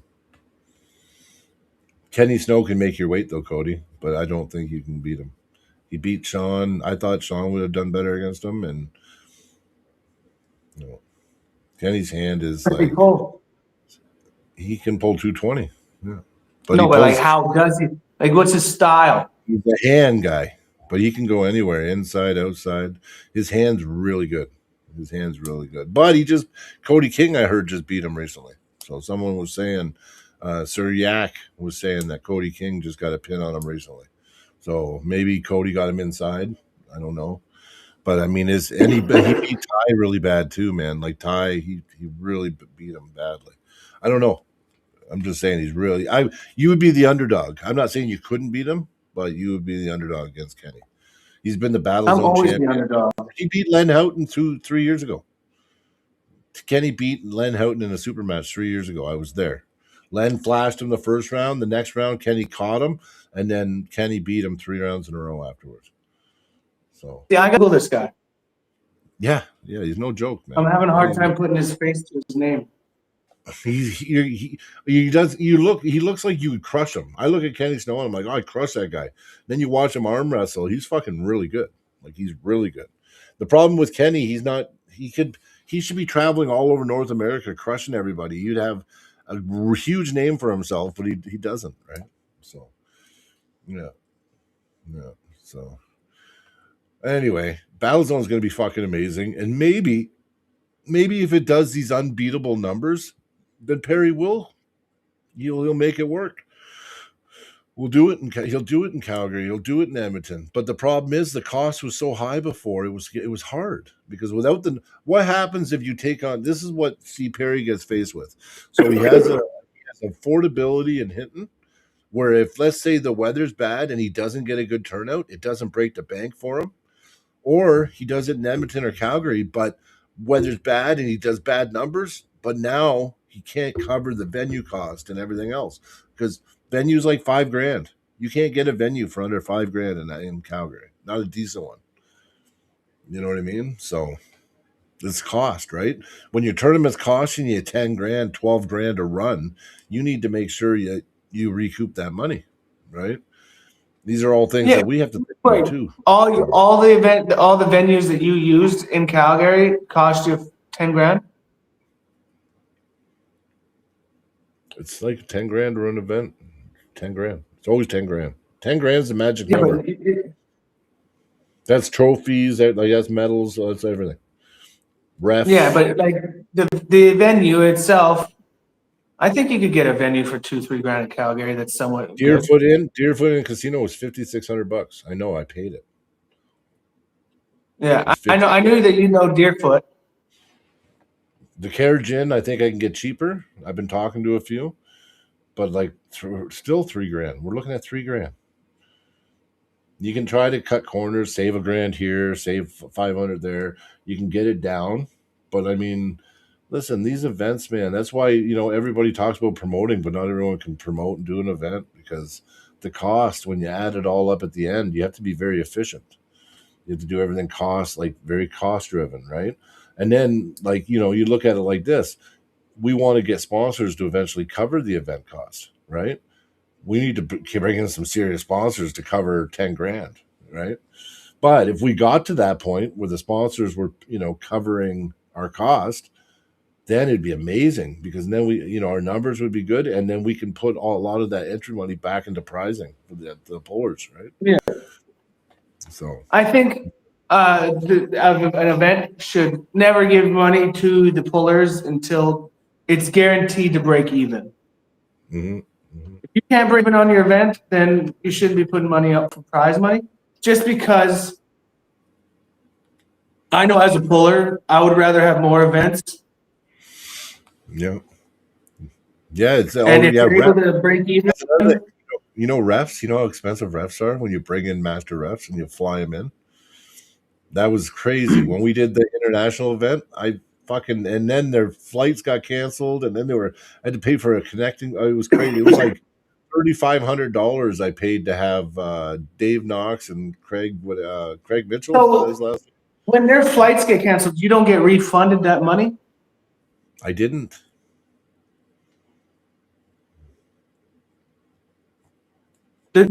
Because the airlines physically, it's law to cancel your flight and then keep your money. It wasn't like that. It was like the flight changed. There was something we did. No, I mean, no. We ended up having to pay. In the end, we had to pay for way more expensive flights because we had to get last minute flights. Yeah, because the other flights were something happened, and then we had to pay for these plane tickets that were like, put it this way, it was fucking the most money I've ever spent on two refs coming, right? So, and then I had Jeremy show up, and then I had Josh Russo. So we had four refs. We only ran two tables. So we had Dave Knox, we had Craig Mitchell, or I think it's Mitchell or Craig. I'm fucking up his last name. I know him. But Craig something from Ontario. And then we had Josh Russo and Jeremy Drouse. Yeah. So there were the four refs that we had. Yeah.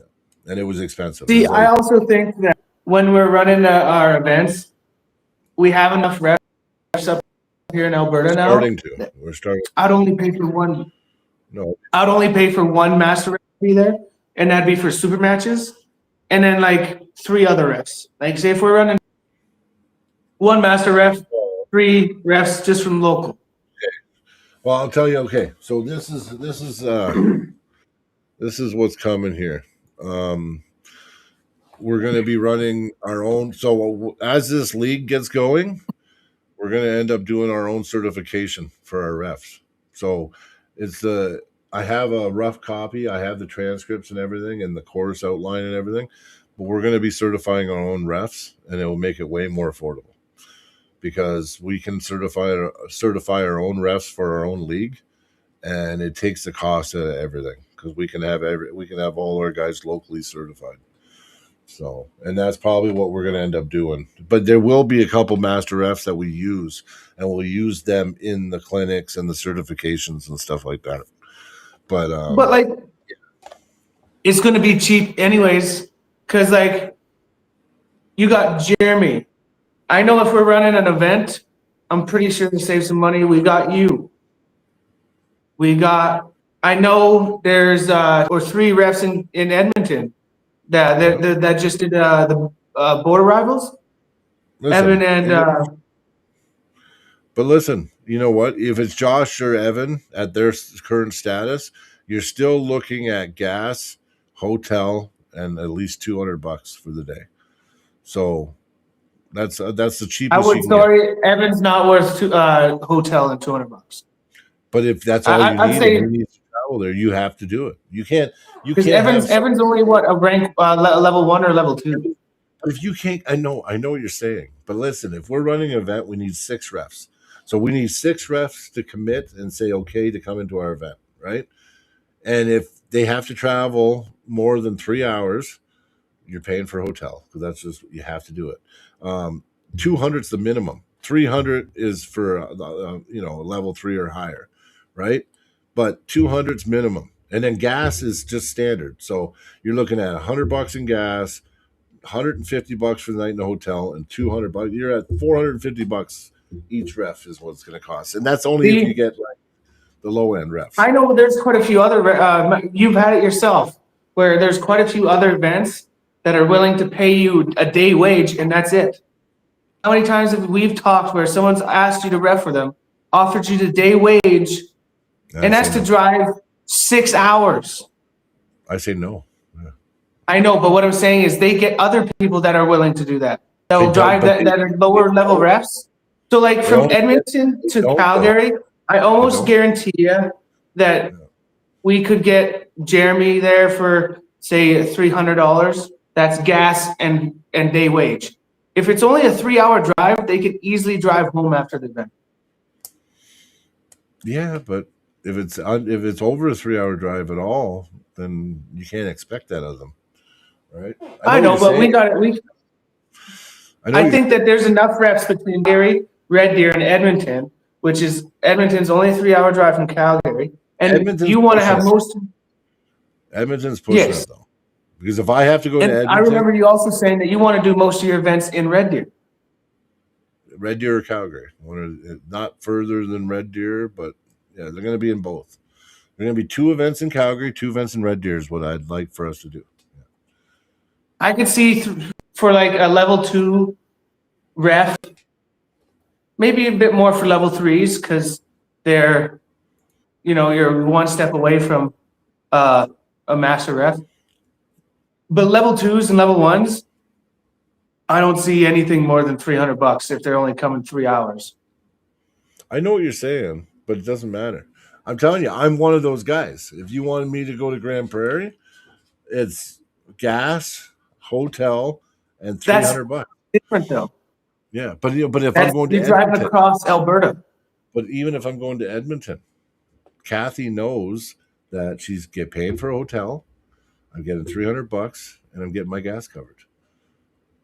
Right? That's what I want, or I won't ref. Now, I'm just saying, I'm just the standard, right? I'm kind of the standard, right? I'm not an expert. I'm not a master ref, right?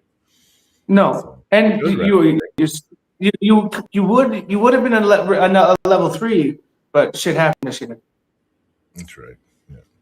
But if I'm not believe that mistaken, Jeremy got his level 3.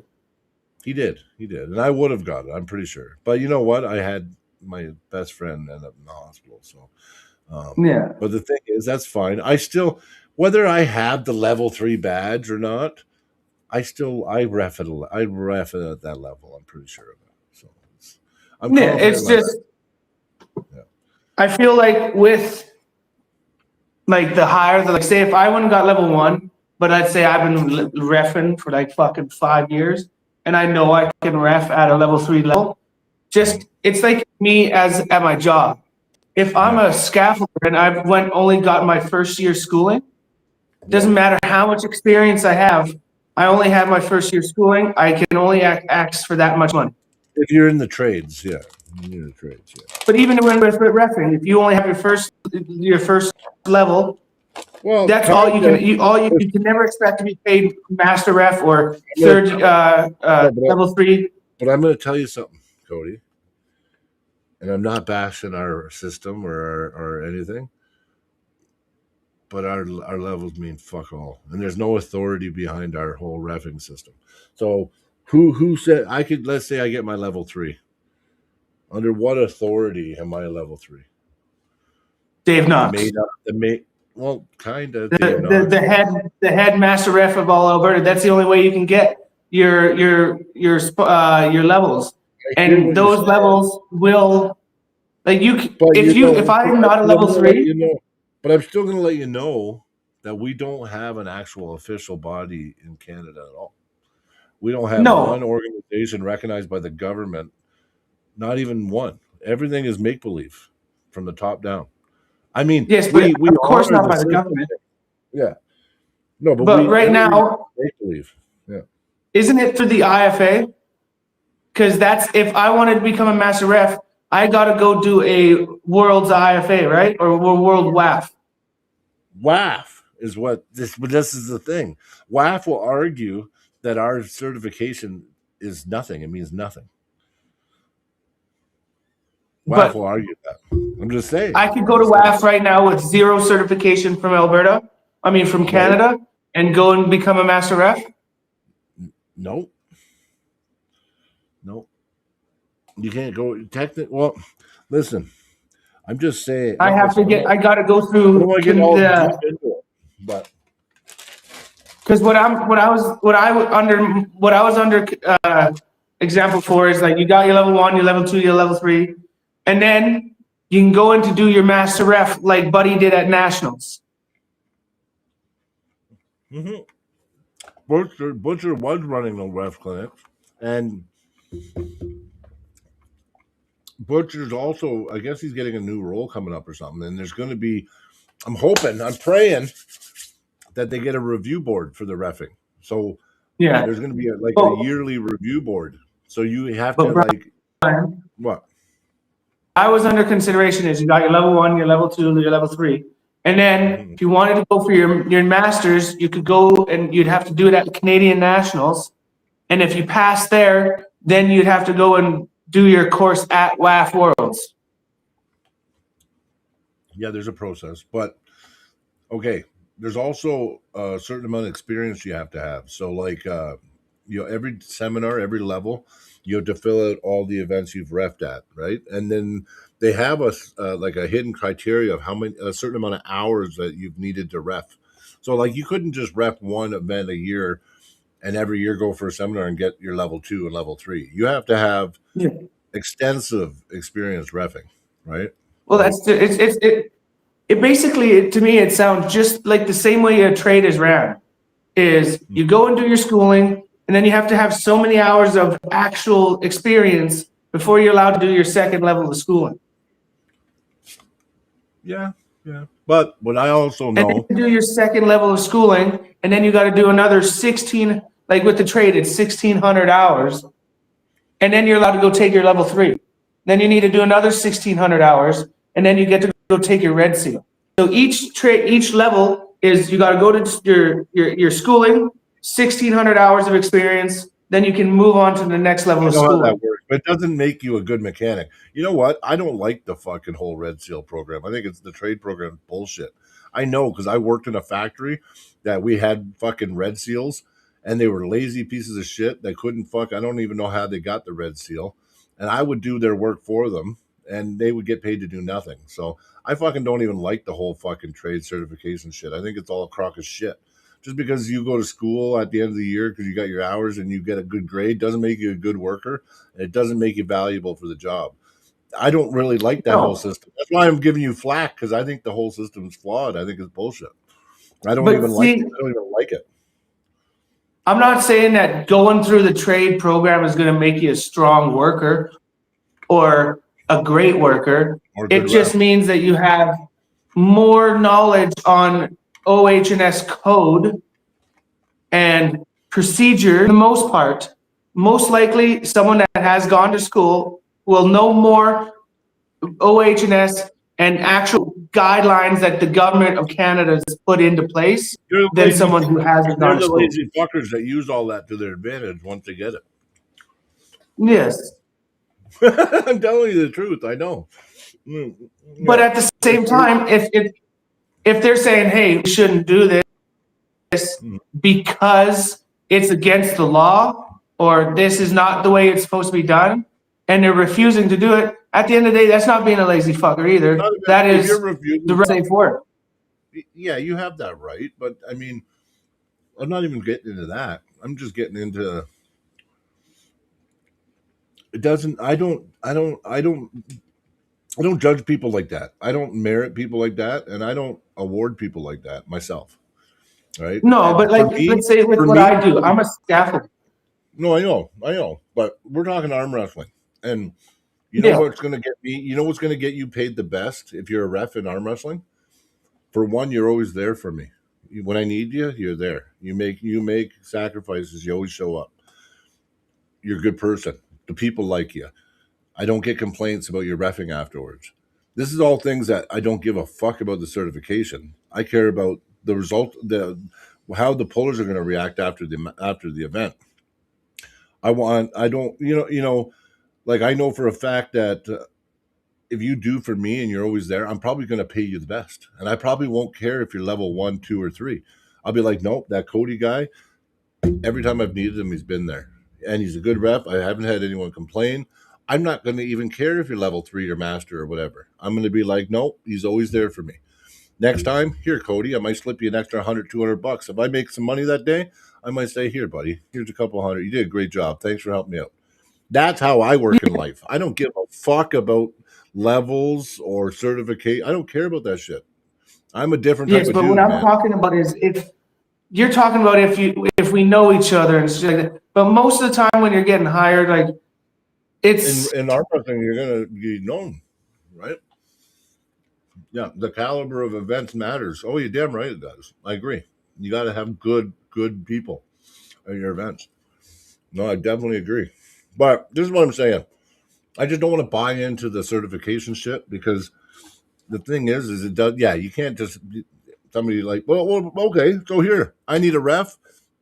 I can't get a ref, but I got Matt reffing. Matt's certified. Matt is a certified level 2. You want me to pay him as level 2? I don't really think You want me to say? Sorry, Matt, I've you're never level actually 2. seen Matt rep an event. Yeah, he did. I've watched him ref 3 events since I started. He did the Drayton Valley event. My very first event I ever pulled, Matt ref the whole thing with Fraser. Yeah, and he was Really? Matt, I've- no, I promise. And Matt's actually a good ref. But this is what I'm saying, right? I've seen him This is- ref the matches in practice. No, he's ref events, man. I promise you. He helps out. Matt goes, supports the Right. event, and if they need a ref or any help, Matt jumps in and helps in any way he can. He's done it a lot of Yeah, times. I seen him do commentary at TAL1 when I first started arm wrestling. He was Mm-hmm. Yep. Yep.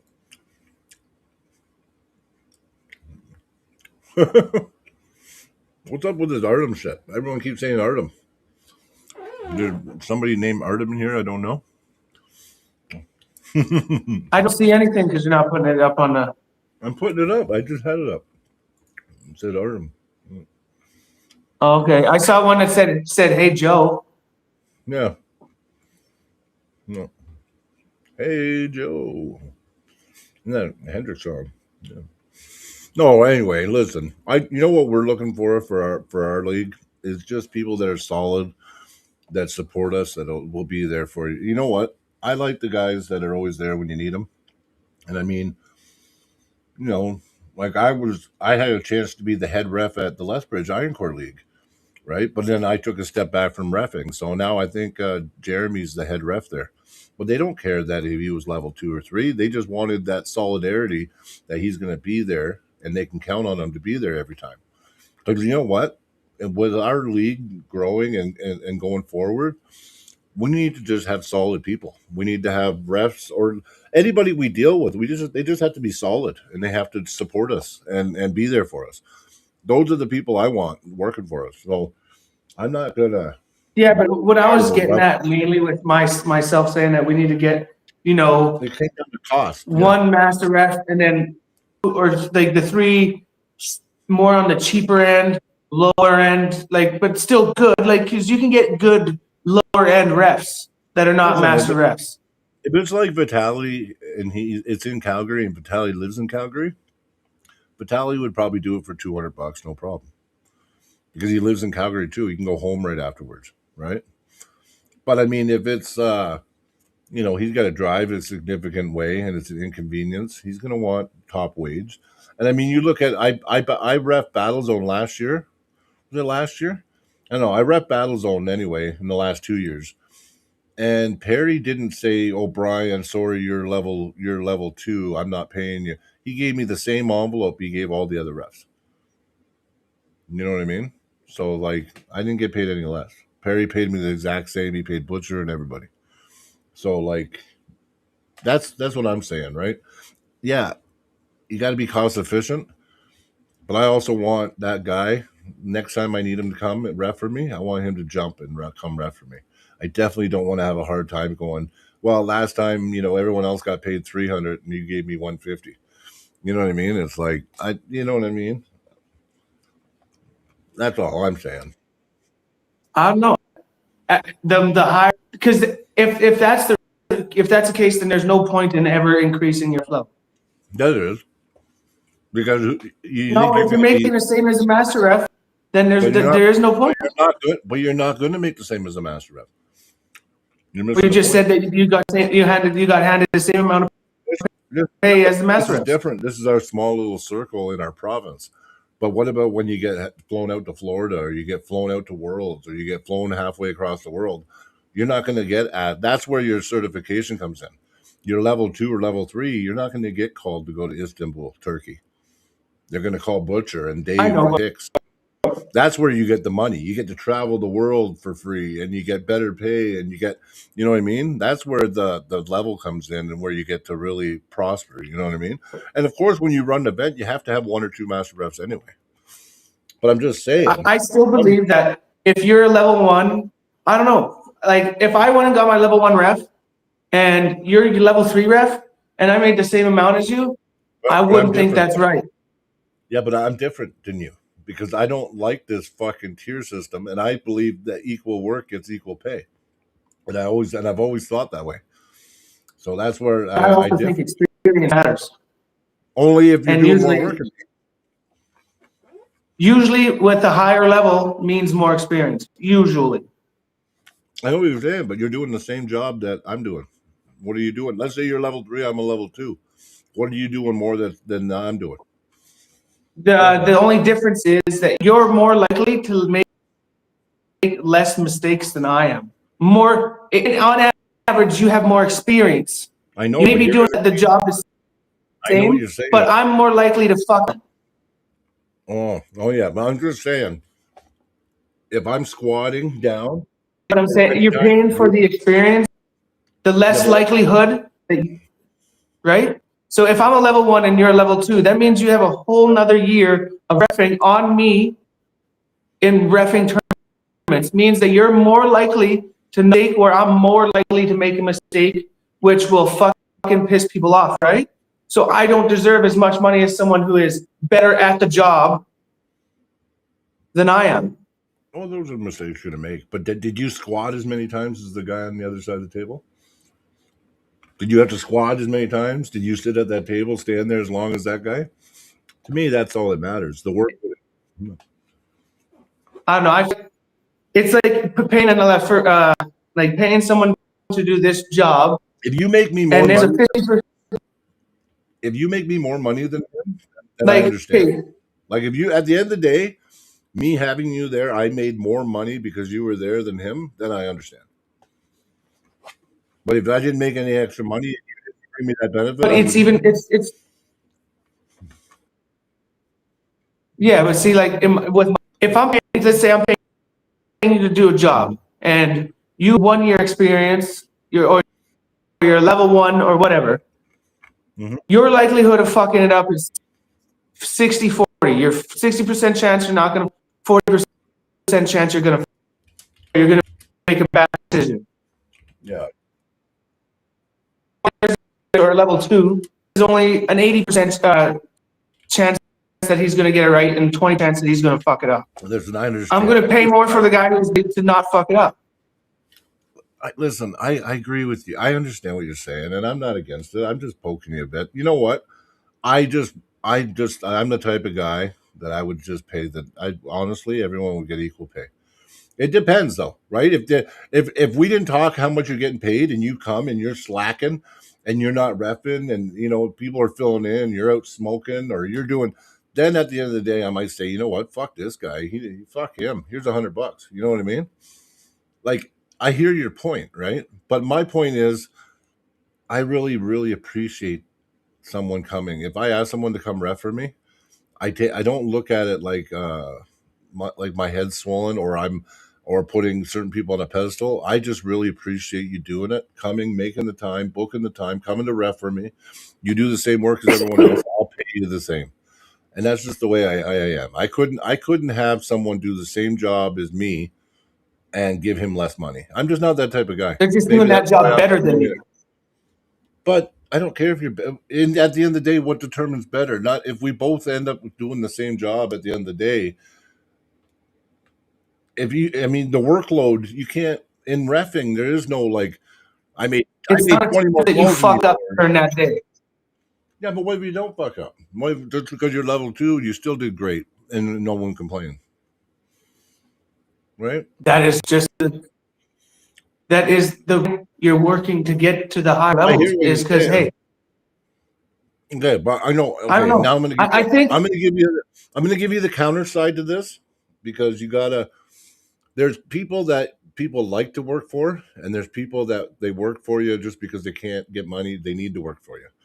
Okay, I want to be one of those guys that people like to work for, and honestly, I'm one of those bosses where if you work hard and you're there for me, and I can always count on you, and you don't let me down, I'm gonna slip you. I might even give you some extra money at the end of the day. That's see the type of guy when I think I do agree with what you're saying. You want to treat the people that are working for you good. But yes, Solid. I want solid. one guy, you're not going to make his free guy, but the way that you keep them on and keep them happy is Pay him you good. make sure they get paid.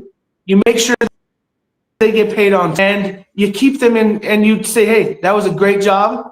I'll definitely keep you in mind for my next event, which is now they have guaranteed a spot by working good for you, and you pay them on time, and you pay them the right amount of money with no hassles. Yeah. That's how you keep those people wanting to still run to you. But I understand your point of view 100% because it's logical. But I'll tell you something. Why? Remember what you said about Hinton and Battlezone being 6 hours away, and why I always support it and I'm willing to drive the 6 hours? Because when I went that day and I reffed for Perry as a level 1, I think I was a level 1 the first time I reffed for Perry, and he gave me my own plaque. Said Brian Parliament. You know what I mean? It's on the wall. I have 2 of them on the wall back there. Battle Zone, referee, Brian Parliament. And it's like a picture, and it was my own plaque. He gave all the refs one. And you know what? When he had us up there, he had all the refs up there. We were a team. We got a picture together. When he handed us our envelopes, we all got paid equal. Now, you know why that I fucking jumped for Perry every time he asked me to be involved for his events? Because I remember how good he made me feel. I remember that he looked after us. He made us all fucking feel like kings. You know what I mean? And that's why when Perry says, Brian, I need your help at Battlezone this year. You know what? Perry, any way you can use me, man, I'm fucking there for you, buddy. You know what I mean? That's what you want. You want to, when you run an event, that you can always count on these people. That's what arm wrestling isn't a fucking job like a corporation. Arm wrestling is a family and a community. You got it. I'm just saying. You don't look after your people. When you're running events, you got to treat it as business. Yes, to a degree. But if you're doing it just for business, you shouldn't be doing it. But what? No. If you got to treat it as a business, because you know why? That's how you can grow your event and make it so you can have more money for the athletes. But you're missing the point. You can't. Why do you think everyone fails in arm wrestling? Because they try to run it too much like a business, and you can't do that. You'll never make it. You'll never make it. I'm telling you. If you run it too much like a business, no one succeeds. Even East versus West is running in the reds right now. They're losing money at events right now. Even East versus West. So I'm telling you right now, arm wrestling. But that's because of the huge drama they had with fucking Ingen just now. That's not because they ran it like a business. It's not Ingen right now. It's not Ingen. The last event had nothing to do with Ingen. That was totally but they're still dealing with the aftermath of that. Yeah, no, I hear what you're saying, but all I'm saying is that, you know what, this community, if you know what, people in the chat right now, and I'm not trying to prove you wrong, Cody, because you know what, everything you say I agree with. I don't look at it the same way. Like, you know what I mean? I just don't look at it the same way. But everyone in the chat, put a 1 if you think that you have to run arm wrestling like a business, or if you have to keep it like a family, and you can't make it about money, because if you make it about money, you just fail. That can be number 2. No. Where I think you're getting me wrong is I'm not making money for me. It's about making money for the organization. I know. So I can grow it bigger, have bigger events the next time, and now it's ginormous. And I can give $500 to each and $300 to every second place. Yeah. No, listen, the guys are agreeing with you anyway. They think like a business. So maybe that's my fault. But all I'm saying is, yeah, Ingen had a billionaire backing him. Damn right he did. Listen, all I'm saying is that straw man. Yeah, it is a straw man argument. And I'm just having fun. Because you know what? He's right, but I'm right too. Because guess what? In the end, we are just family in this game. And we really do rely on each other. And if for arm wrestling to grow and be successful, you need the support of the community. You do. You need. And I'm not talking about, you don't want to lose that. That's what I'm saying. No one in the community is going to fault you for running it like a business. I'm not saying be the kind of business that steps on the people below you. Don't step on the athletes and try to push every last bit of money for profit for yourself. What I'm saying is, okay, if you're level 1, you get $250. If you're level 2, you get $300.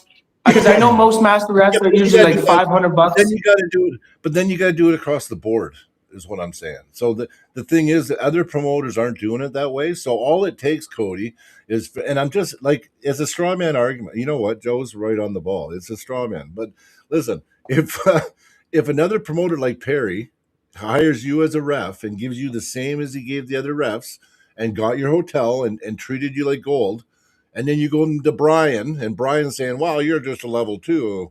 Here's $150, and I'm not paying your room. Oh, you want gas money? Here's $20." You're gonna go, "Fuck that Brian guy. Perry gave me 300, and he paid for my hotel and shit. Fucking Brian's a cheap fucker. I won't ref for that guy." That's what you're gonna get, because other promoters are gonna make you look like shit. That's all I'm saying. But see, the thing is, if I'm asking you to travel 6 fucking hours, like And he is, pay for that shit. Yeah. you should, yes, gas and a hotel room, because you're not able to drive home. I agree. But you, for your day wage, is still not going to be as much as the Master Ref's day wage. Well, all the events I've been If at, the we've all Master been. Ref gets I'm telling $500 you- for the day, They don't. I'm not going to pay a first year to come up. I'll pay for their, like, yes, if I'm asking you to travel 6 Well, what if you have hours, nobody else? Okay, so here's the straw man argument that I'm going to keep throwing back at you, because we can go for hours. What if you couldn't get anybody else and you needed me? You said, "Fuck, Brian wants gas. He wants $300. He wants a hotel, but we're short somebody. Like, I need a fucking ref." Guess what? What are you going to do? You're going to say, "I guess we're going to run one less table and make everyone pull for an extra 3 hours"? Like, do you know what I'm saying? yes, but at the same I'm just time, trying to give you, you know what I mean? okay, you can ask almost any level 1 ref right now. Level one's different. Yeah. No, I know, but even level 2, like, let's just put, I'm just using level 1 right now. Dave, he gets paid, let's say as a day, $500 to ref for the day. The level 1 guy gets $250 to ref for the day. You're still, how long is an average tournament? 8, let's say anywhere from 4 hours.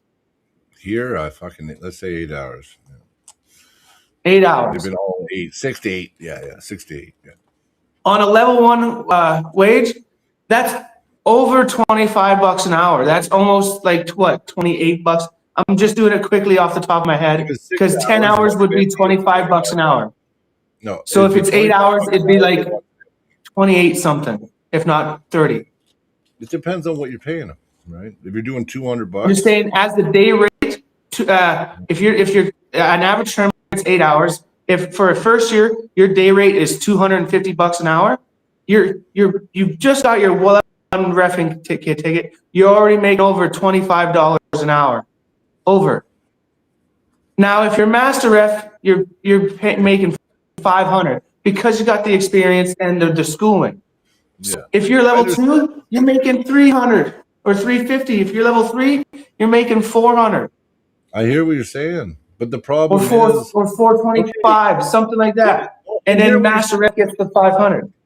I hear what you're saying, but the thing is, But if is I'm it's asking not, you to travel a long distance, I'm not saying, like, if I'm asking you to travel for 6 hours, yes, you get gas money and a hotel room. Your day rate of operating at the event is less than a master ref's. I understand what you're saying, but unfortunately, right now, I don't know how many events you've ran, how many refs you've hired. That's just not how it is anywhere right now. The way you want it is new. That would be a new thing. You would be introducing a new thing. That's all I'm saying. I'm just saying it's not run like that right now. Not one I know organizer. I've talked to quite a few guys that do not pay the lower end refs the same amount as they pay the master refs. There's a lot of Master refs, like in I don't Montana, think they should have to. I agree with you with that, but like this guy says, where did he say it? Expense compensation should not be backed on experience. I think it should be. I think it shouldn't be either. I agree with this person, but I said I'm thinking it should be. If you don't have the experience, you should make the same amount as someone who has the experience. If you guys are not on the same level, I know what you're saying, but arm wrestling's not. Listen, I guess the way I look at it, and listen, I think you're right. I'm not even like, we've just been having a debate that's interesting. yeah, Because we'll be able to talk about it when we run an event. But the thing is currently I haven't experienced it like that, right? Currently, since I started reffing, I've been treated pretty fairly and equal to every other ref I've reffed with. So I haven't experienced that yet. And I know that I haven't cared about other refs. that's not true either. There's been a few times you've complained to me because people wanted you to ref and didn't offer you. I know that I didn't ref because they didn't offer me what I wanted, but then I just didn't ref for them. But But that's where but you I told get me to decide if that. they would have paid for your travel and a I would have hotel done it. room, I would have done you it. would have done it. Okay. Yep. So you're traveling 6 hours. Say you right now you're a second year. Let's say your day rate is $350. Okay. If they're like, Brian, I know you are a second year. I'm going to pay you 300 for the reffing for the 350 for the to ref for the day, but I'll pay for your travel and a hotel room because it's 6 hours away. You'd have been like, yes. If you would have heard that Dave, but no. If they're like, yes, but okay, Dave's a master ref. He's getting paid $500 for the day rate plus travel and a hotel room, and you wouldn't care. I wouldn't have cared. That's what I'm getting at. But But if I it's agree with only Yeah, I know, but I agree with you. I don't disagree with you. I never did disagree with you. I was just throwing hypotheticals and what I've run into running events because I have run quite a few events now. But because but there's I'm not saying, I don't disagree believe with you. I don't disagree with you. Yeah, I don't disagree with you. because I I do agree. not And believe you know what that they a did? You level know what one, they level said? two, or level three should be paid the Yeah. same. But you know what happened with that situation? Is Grand Prairie was banking on the fact that I was going to go pull there anyway, but I couldn't because I was injured. Right, my elbow was destroyed. So, or no, it was something else Brian, last year. are No, you I had an flexible injury. enough? Flexible enough to get that leg high for a junk kick. I'm flexible enough for that. Yeah. So anyway, what was I going to say? No. So anyway, they were banking on the fact I was going to pull there anyway, but I did not feel like driving 6 hours to Grand Prairie. But I did tell myself if they're willing to pay my gas, hotel, and my day wage, and I didn't even talk about the day wage. I said, I want just the average day wage. I never said anything on a price. And if they would have said, yeah, I would have jumped for them. Yeah, because you know why? Because they needed me. I would do it. But I'm not going to go out of my pocket. What, I should come ref for Yeah. you and lose money? No, I'm not going to do that. You know what I No. mean? And like I But said, Perry, I don't believe that a level one should ever be paid more than $250 yeah, for their day wage. yeah, but I 100% agree with you. But I guess my whole straw man argument that I was getting at is because of the way that I was treated by a promoter. I'm basically feel obligated to that promoter now. So now when he asks me and needs me, I do my best to be there for him. That's all I'm saying. Yeah. I'm not saying that But you're you know wrong. what? Yeah. I'm just saying that goes a lot further with me. That's all I'm saying. And then you can take Like, money out let's the say, equation. like when we run an event, if I want you have people to, to say, you know what, they need if it, I'll be there for them. That's what I want. yes, but at the same time, you gotta not be just blowing money on refs when they're not at level of caliber ref. Listen, our first event's gonna be 2 tables, right? We don't know. We're gonna have enough refs present to run 3, but we're going to be running 2 tables because it takes a while to build a league. I'm not expecting our first event to be like 500 entries.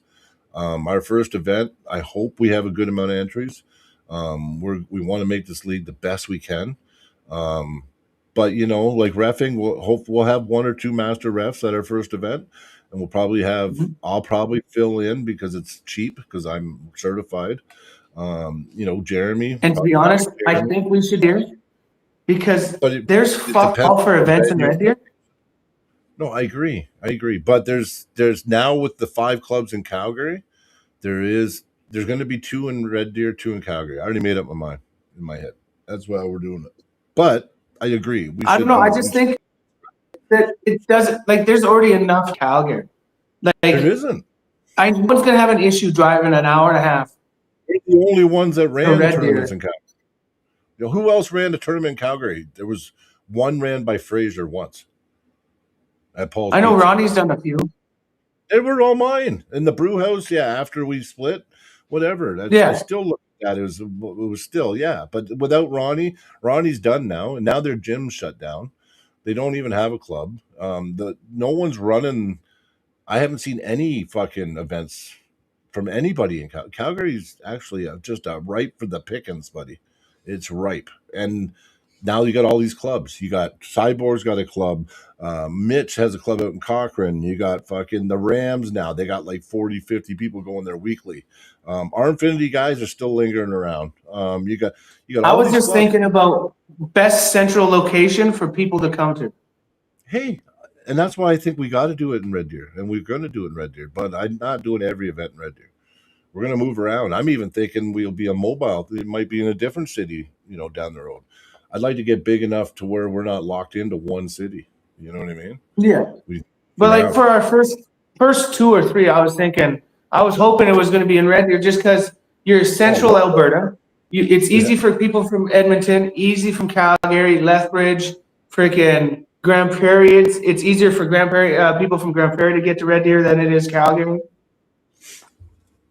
yeah, but there's people from It's just- Lethbridge there's people from Lethbridge. There's people from Medicine Hat. There's people from BC. There's Yeah, and they people, were- there's people from Montana. People that is closer to Calgary than Red Deer. Right? Again, we're going to straw man on this. So you're right, though. I agree. We got to do some in Red Deer, but we're going to do some Yes, in Calgary. but you got to admit, Red Deer is more central Alberta and fair for everybody in Alberta than Calgary. You can say the same thing for Calgary because Calgary's a central hub. It's got an airport. It's got, if we have big name super matches, they can fly right into Calgary. There's a huge argument for both. I understand what Well, you're we saying have about airport in Red Deer. Calgary. Yeah, but Calgary is a central, and any flights going to Red Deer are not. You're going to pay. Calgary's the easiest hub, and like I said, all the people south coming. Right? Yeah, you got all the northern people that could hit Red Deer before they got to Calgary, but you got all the people south coming in, where Calgary would be an easier hub. Plus, Red Deer is actually more expensive than Calgary. So even hotels will fucking. It's more magically- expensive than Calgary for rent, but when it comes to Hotels. venues, I can guarantee you can get cheaper venues in Red Deer. I don't know, because the one place we're looking at that we've talked to, it wasn't all that cheap. But we'll see. We have to shop around too. And listen, if you find a good venue, Cody, and you save us a bunch of money, I'll be very happy with you. Very, very happy. No. I was thinking, I don't know, like because like you got the new you got the new casino.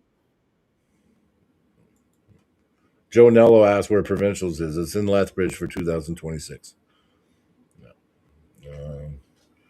That's enough to get the. Oh yeah, I was behind. I'm behind a bit. Yeah. Black Falls with Nationals and Black Falls. Nationals isn't going to be in Black Falls till 2027, and the problem with that one is that there's going to be 2 Nationals, and we got to see if they're going to be gapped enough for people to be able to pull at both Nationals, because the problem is if I want to go to Fraser's Nationals. I do. I want to go to that Nationals, but if the other Nationals is within 2 weeks of it, and I got a small chance of being able to go to Ottawa in 27, I'm going to go to that one. You know what I mean? But I mean, and that's just because it's WAF, baby. Like WAF's coming to Ottawa 2027. So we'll have to see if they blend it or they can combine the Nationals. That would be amazing. Then Fraser would have the biggest Nationals ever in Canadian history, I think. So, like, if I was Fraser and those guys, I'd be working on talking to Joey Costello and those guys and everybody, talking to Simon over in the States, talk to all the WAF guys and make amends and combine the Nationals to cover everything. And then they'll be the biggest Nationals ever in 27. But this year, it's in Moncton, New Brunswick. Nationals is in Moncton, New Brunswick in 2026. And I'll be there, so I'm looking forward to pulling. This time I'm not going to get ripped up and injured on the table. I'm going to be ready. So, yeah, it's going to be awesome. And I just want to say to everybody tonight, I don't know, I'm in a weird mood. I haven't had a cigarette in so many hours, and I was just in a debate mood, and it was fun.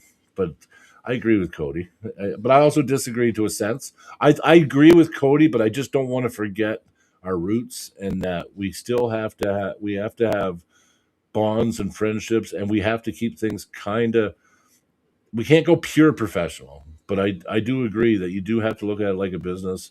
You do have to be cost efficient, and you know what when, as far as what you were saying, Cody, it's going to work out perfect because we have the 98% refing program that I just got to I'll send it to you. I just got a copy of it today. It's going to be the whole seminar, the leveling from 1 to whatever, and we can base a criteria on that on pay because we're going to have our own in-house refing, our own in-house certification, and because of that, we can put a pay bracket to each level.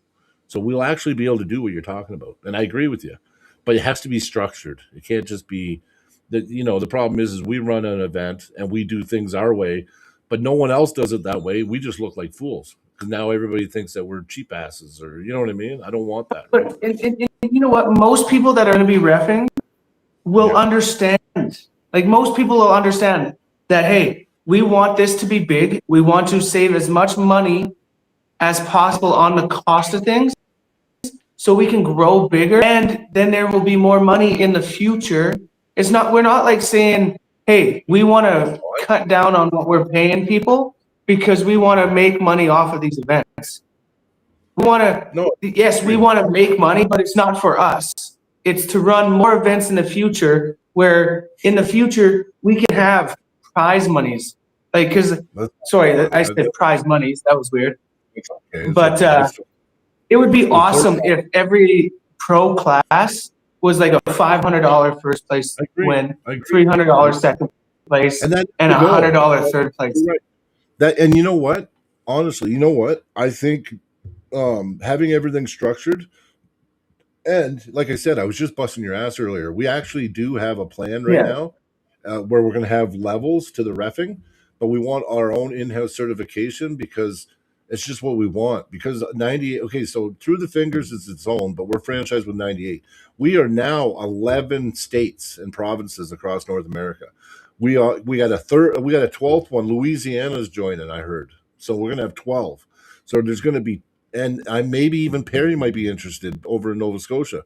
So 98 is getting to a point now where the networking and the sponsorships and everything is only going to grow based if we're structured and we're profitable. So we need to have these things like, level 1 would get this, level 2 would get this pay. We're going to have that, and we're going to have our own leveling, and we want our own standard. We want a 98 standard across the board. But we want, and you know what? When it comes to, I don't see like a lot of, like, I don't see Perry or Butcher or any of these guys redoing a certification to ref it. Like, there's going to have to be some grandfathered in. But that's true. No, listen, current certified refs would be grandfathered to their level. Yes, no, they will be grandfathering, but going forward, especially with anybody new, it would be the sequence: level 1, level 2, level 3, level 4, whatever. Right? I think there's 5 levels that he's got in it, but who knows, right? It's still rough draft or whatever. But I'm not even just worried about that. I'm also looking at sponsorship levels because they have levels of sponsorship where some of that money will come to us.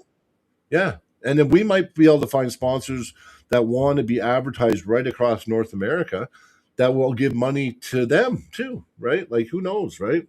Like right now, Ryan's working on a sponsor where if he lands it, let's say there's 20,000, that 20,000 is getting broken up into 11. So we'll have our piece of it. You know what I mean? And we can put it towards our event. But then we'll have our own sponsors too. So there's going to be 98 top sponsors, and then we're going to have our sponsors at the local level. Plus now, like, so we sponsored. So listen to this. We sponsored the Armbender, right? So Josh Wilson's Armbender, awesome event. They always have the best matches every year. Big money. We sponsored the Chuck Young, the Destroyer versus Easton McCormick. We sponsored that, but I also got the way his sponsor list goes. So he sent it to me. That's what we want to do for our super match night. So we want to have sponsors for the tournament and the venue and all that shit, but we also want to get sponsors to sponsor the matches. So when we have a Friday night super match night, we want to find sponsors that will sponsor each match. The way he does it, it'll be like Uncle John's fucking Garage sponsors this match. Through the Fingers sponsors Chuck versus Easton. He's got Gear Grinders Garage sponsors this match. You know what I mean? I'd like to use that same format and do it for us. And then our super match, everyone's going to want a super match. If you're making, if you come to the table and you're a main event and there's $5,000 on the table, everybody's going to want a fucking super match at our event every year. We'll have the best of the best caliber pullers will be pulling every year at the Through the Fingers events, because it's going to be big money, and that's going to be sponsored, like I said, by major sponsors. Each match we get a sponsor for every match. So we have 10 matches, 10 different sponsors, and each match will be paid directly by the sponsor. And we don't make anything off that, but at the same time, everybody's going to want a fucking super match. And the only way you get a super match, how do you get a super match, Cody? You beat somebody ranked, right? And that's how we're going to do it. So not only that, so now Cody just beat fucking Victor in the tournament. Now Cody and Victor has a super match, but fucking 420 Pot Shop is just put up $2,000 sponsorship for that match. So now the winner of Cody versus Victor gets $2,000 too. Like, you know what I mean? Everybody's going to be fighting for the rankings and to get super matches, especially if they know that they're going to get cash when they do the super match on top of it, right? Yeah. And how do you get numbers at events? You get numbers at events by bettering the pricing and better, you know what I mean?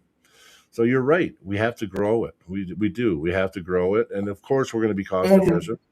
When it comes down to grow and to be able to do that, Yeah, and you the gotta fastest way to do it is being extremely cost efficient. I agree. And but the best quality for our buck. So like Yeah. getting and like a good venue with good as cheap as you can, but good video to the venue. Like for your live stream. You're just going to have to get creative. We're going to have to get creative if we want to save money that way. Because, I mean, I've done enough events now, and I've come out. I actually only lost money on one event. You know that? Only one event I actually went in the red, and I went in the red bad on that event. It was one event. Every other event, I know which one that was. It was the international one. Yeah. The one where we did that overall at the end? Yeah, that one. Yeah. That one hurt. That one hurt me. It hurt me. That was, I'd It was say, one of my shittiest tournaments in the last 3 years. Yeah, well, a lot of people loved it, and they loved that overall. Yeah. No, I'm not saying shittiest for quality of tournament, Yeah. but for how I pulled there. Oh, yeah. Okay. Because I was like, man, that was actually good. It was photogenic. All the video footage that everyone got was fucking awesome. It was like, there was some... The only person that pinned me, or that didn't pin me, was Mike Shaft, and I beat Mike Shaft at that event. That's the only pin I got. I was so messed up that in the overalls at the end there, freaking, I got pinned by freaking a new up and coming shit. I'm drawing a mind blank now. He just pulled Jared. Jesus Christ. Jason Shaw, yeah. Yes, but Jason Shaw was only like a year in at the time. It was an up and coming Jason Shaw. He pinned me. I was so freaking not feeling it that day, man. No. Well, whatever. But either way, you know what? I still wouldn't trade that. You know what? Even though I went in a whole lot of money that event, it was still a good experience, and it was still well remembered. And I'll always think about that overall. And even though I got beat by Victor, fuck, that pissed me off. I really, you know what? I didn't want to pull anyway. When you run an event, you never pull good when you're running the event. So I still finished sixth in the overall out of 34 people. There was 34 of us in the overall. I finished sixth still, and I was running the event, so I still did pretty good. Yeah. I was also curious. I wonder if we're gonna make a rule. I don't know if I would like that rule, but okay, making it that the three of us can't pull at our events. I'm not gonna because I'm gonna pull. There's lots of events and lots of opportunities for us, and I'm just not gonna pull at our own events. I know. See, I do want to pull at one. I just want to earn one Through the Fingers medal, and then I'm done. Well, maybe we can make an exception, like maybe the first of. It's just going to be hard to run it and pull anyway. I'm telling you, it never works, and you never pull good. It's not Yeah. easy to run the event and to arm wrestle. Like it's just not. It's a lot on the brain, and it's you'd end up not pulling as good as you'd like most of the time. Believe me.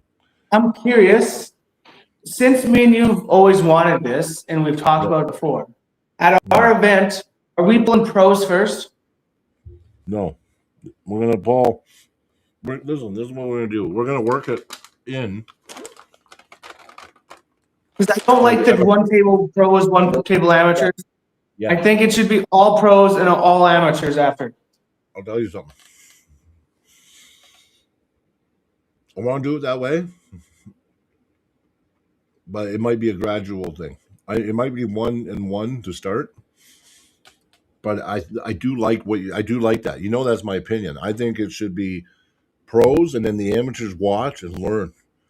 And if the pros See, leave, I think our first event, we should do all pros first, and then you do all amateurs. And then after that, you do grandmasters, masters, and whatever's left. Because there's a lot of people that pull in masters and grandmasters that also pull pro class. you can't make them wait though. I think you can though. Because I feel like The old guys don't want that. They can't wait 8 hours to pull, man. I'm telling you, they can't. Even well, it's neither hard can for the me. pros. Yeah, but the old masters and grandmasters and that have to be in the beginning. You just have to be. The youth, you do your youth, your grandmasters, your masters, your women. It all gets done first thing, and then we can start with pros, and then work to amateurs. And what we can do is too, we can do pros, and then as it gets down to the nitty gritty, we can start integrating amateurs in on the second table or third table. But I do want the pros to pull first because you know what? The pros pull all these years not to have to sit there for fucking 8 hours to pull. And there's another thing. The amateurs need to watch the pros. They can watch the pros and they can learn. That's going to make better arm wrestlers and that's going to help bring up our amateurs faster if we allow them just to, or make them watch the pros pull before they pull. So I agree with you. I And, like the pros first, but I'm and not to going be to honest, for the most part, masters at the end. like we put in the time and it's the highest caliber of competition there. They shouldn't have to be waiting until the end of the day where they're tired as shit. Yeah, but it will happen. And it depends on numbers. Depends on a lot of things. I know what you're saying. Like if people in the chat post if you think amateurs should go first or pros should go first. I think pros Most should- people I believe would say pros should go first. Where Yeah. because yes, a lot of pros will. I'm not saying you're arguing with me, but I'm just saying most pros will still stay there the whole day. Yeah, a lot will. A lot will. They'll support their club and they'll support their guys. So I agree. I think pros should always pull first, amateurs second. So and I think you know what, as an amateur, you're there for the experience, you're there to learn. I think that's exactly how it should go. The pros get the pro pull first, but it's still going to be women, children, and masters and grandmasters first, and then the pros, then the amateurs. But 100%, I've always wanted that. That's my vision. That's been my vision forever, because I don't think it's fair. You spend all this time getting good, becoming a pro, getting better, earning your spot, and then now you're waiting till 8 o'clock at night to pull. Like it's bullshit. You know what I mean? Amateurs, they need to learn. They need to watch. They need to sit back, analyze. This is what they need to get better. Plus, they haven't earned the right yet to pull first. You know what I mean? So I agree with And you. the nice thing about it is if you have some dick, because there is some dicks out there that freaking will pull amateurs and pros Mhm. that should only be pulling pros. Yep. But now they pull pros first, and then well, yep. And another thing, listen. So this is why promoters don't like doing it. So we're always trying to grow the sport and get more numbers and everything. So they've always put amateurs first. because they think that it might discourage new people from joining. But no, it doesn't, because you either like arm wrestling or you don't when you start. And when I first started, just watching matches and looking how people set up and how they put their feet and learning all that was all exciting for me. I didn't mind waiting to pull when I first started. So going forward, yeah, you might as well just say pros are going to always pull first at our events. You can guarantee it. And you know what? I don't think it's going to hurt numbers. I really don't. And you're right. If our numbers say we need to run 3 tables and then we have too many people, we'll run 4 tables at our next event. If we need to run 5 tables, we'll run 5 tables. I don't care. But it's going to be a feel out process. Our first event, we don't know. I'm telling you, the first event's always the hardest one, because people, you have to earn people's respect and trust. I mean, I think that I've done that already promoting. I think everybody knows that I've always done my best for everybody, right? So, but now that we're a partnership, there's 3 of us, we just have to do the best we can to grow this thing and put our heart and soul into it, and it will grow. I also think that we're going to have to get people's trust again with this new event, because the new event, there's been a lot of things we've talked about that we want to change, which will be integrated into the first event to see how it goes. The man. So, Butcher's in the house. like doing pros first before amateurs, that's going to be something new on the new event. The new ranking system is going to be new on the new event.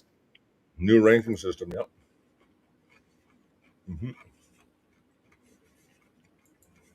Yep. Pros, yep.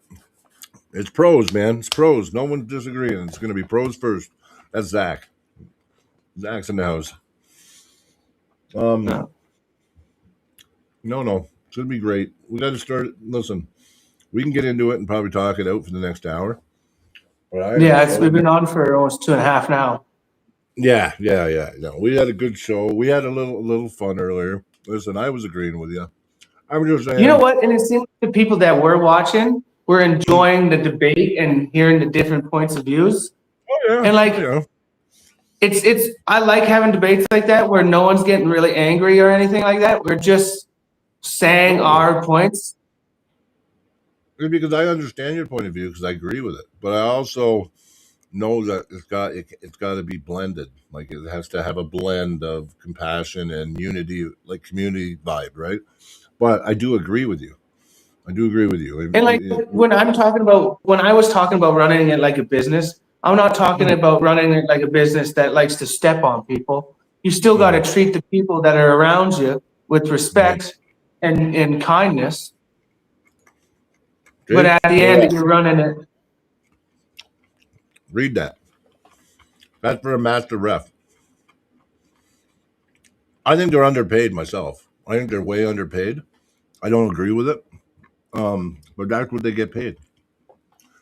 Okay, then I believe if you're a level 1, you shouldn't be making the same as a master ref. I'm sorry. No, you know what I think? This is going to be bad. I think that the master's wage needs to go up, is what I think. I don't want to say that it's 250 to 300, so we need to lower the level 2, 3s, and 1s. What I say is we need to up the caliber of pay for the master refs, because they're the ones that put in the work. But I don't believe that we can do that. Like, that would be nice to do that with the Through the Fingers event, but we can't do that until we're more situated. The 250, 300 doesn't match anymore. And the problem is with the master refs getting 250 to 300, it's because a lot of times they have to have their flights paid, their hotels paid, accommodations, and that's why it makes it really hard to try to give them more than 250, 300. But I mean, like Butcher flying around, reffing the way he does, I mean, at his level too, like he's a top master. He's getting 250 to 300 bucks. Like, honestly, I think it should be 500 for that level. For that level where you're at the world's top and you're like doing WAF and shit, it should be like 500. That's what I believe. And you know what? I could say, like, what I'm telling you right now, I got paid the same as Perry. When I went and ref Battlezone, Perry gave me $300. The same he gave Yeah. Butcher. I'm getting what you're saying, Brian. But like, I could say with the through the finger events in the future, we can do that. But for the first year or two, we're not going to be able to do that because we're not going to have the money, No, and we're I trying to be understand. cost efficient, right? So like, if right now master refs are making, let's say on the high end, $300 a day rate, that's not bad for 8 hours of work. Look what Butcher says. It actually costs me money every time he does an event. Really? Even if they're paying for your travel, your room, board, And other stuff. so you too. have I'm no not- expenses, They but don't offer. No, they don't offer food allowance. They don't offer. Listen, I'm telling you, the only time that I think that two refs didn't have to pay for shit is when I brought Dave Knox and Craig down, because I end up paying almost it was $3,700 in flight tickets. I paid them we paid them well. I think we gave them like, I can't. All I know is I was in like over $5,000 to have two refs come down from Ontario, and I know they did well. And we paid for their hotels. We paid for everything. I'm pretty sure we paid for fucking the whole kit and caboodle, meals, everything. So, but I'm just saying, and still, they probably still thought, big deal. You know what I mean? It wasn't that much. I don't know. I think there's something wrong. I think the master refs at that level. The problem is that there's too much pressure to have multiple master refs at your event. And we know that because of event costs and venue costs, and just everything to do with an event, you can go fucking broke and make nothing on the event very quickly if you have too many. So what they need to do really is not pressure us to have multiple master refs. But then also got to think too, where a lot of these master refs, it's like, I'm not saying it's you, Butcher, or anybody else, but there's like a boys club. To get that master ref, you have to also bring Buddy with him. You know what I mean? Oh no, I'll come, but Anthony's got to come with me, or I'll come, but Craig's with me. You know what I mean? And that's what happens too. So now I'm like not just paying for one master ref, I have to pay for the two, because the one won't really come unless I bring his buddy. Like there's a whole bunch of weird shit. But I think I think it needs some structuring, and I think it's good if we do have a thing with our own league. And I was going to actually talk to Butcher, because you know what? If we're going to be doing in-house certification and have our own refs for our league, I want it to be like official, and the guy fucking, you know what I mean, giving the seminars and that is top fucking notch. You know what I mean? I don't want like a Mickey Mouse fucking certification program either. You know what I mean? And it's only going to be good for through the fingers and 98% events. But if you get certified here through the fingers, you can go anywhere in North America and ref at a 98 event. And like I said, we're about to have 12 states now signed up through the 98. It's not going to be long. We're going to get 20. And the other thing is, we're going to have to make it known that our tournaments are not going to go for the Alberta rankings. No, they're not. Mm-mm. So we'll even let Jason T-Bach know that, hey, any wins or losses, you could beat the number one guy and your number two guy on the Alberta rankings, but if you do that through the fingers event, you're wrong. I don't think it should transfer over. You're half wrong. We're not giving a shit about the Alberta rankings, but we're still going to pay our registration fee to Armsport because that's our duty. And if a ranking change happens under the rules of Alberta rankings, it's up to Alberta rankings to decide. But we have no involvement in it. But rankings can change. But the problem is our weight class is going to match the Alberta rankings. If our weight classes are a little different, they can't coincide anyway. You know but I was going to say, they also can't change the Alberta rankings if we don't give them the match event winnings list. Because that's how Kathy and a lot of them do it. They wait until that event sends them the who won. But we still have if to we do don't send that information, they can't put that information towards. We are going to send the information, and Kathy's working for us doing our brackets, so they're going to get all that in.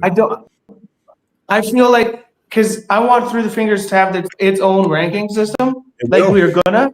It's gonna. But I don't want to tackle. I want people that are, let's say, because of the way the Alberta one is right now, if you pull in a tournament, you can lose your ranking.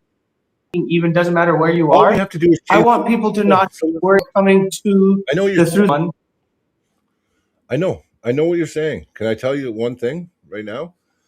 Oh, Butcher said so much. We'll go back up here again. But listen, so what I'm saying is, okay, yeah, 2 days off work. Exactly. Are they paying for lost wages of work or this or that? If yourself, no, you're not. You're always losing money. Reffing is not a thing to make money. Believe me, it's a big fucking hassle. That's why I'm saying you couldn't pay me enough money to ref some events. There's events that I could have been offered $2,000. I would have said, no, I make more money being home for the 3 days I'd be gone. But anyway, what I was going to say is, Cody, all we have to do is change the weight classes. So instead of 198, we make a 204 class. Instead of 176, we make a 179 class. Like, do you know what I'm saying? Just stupid shit. Just change it, and then they can't be used for Alberta rankings. So no one has to worry about losing their ranks or fucking their ranks in the Alberta rankings by competing at our events. And they'll get on our We ranking. do weight classes as East versus West every 95, like every so every we gotta 10 kgs, like do kgs, just Yeah. 95, 105, Here's Miles. 115. Got my side pressure back today, Miles. Yep.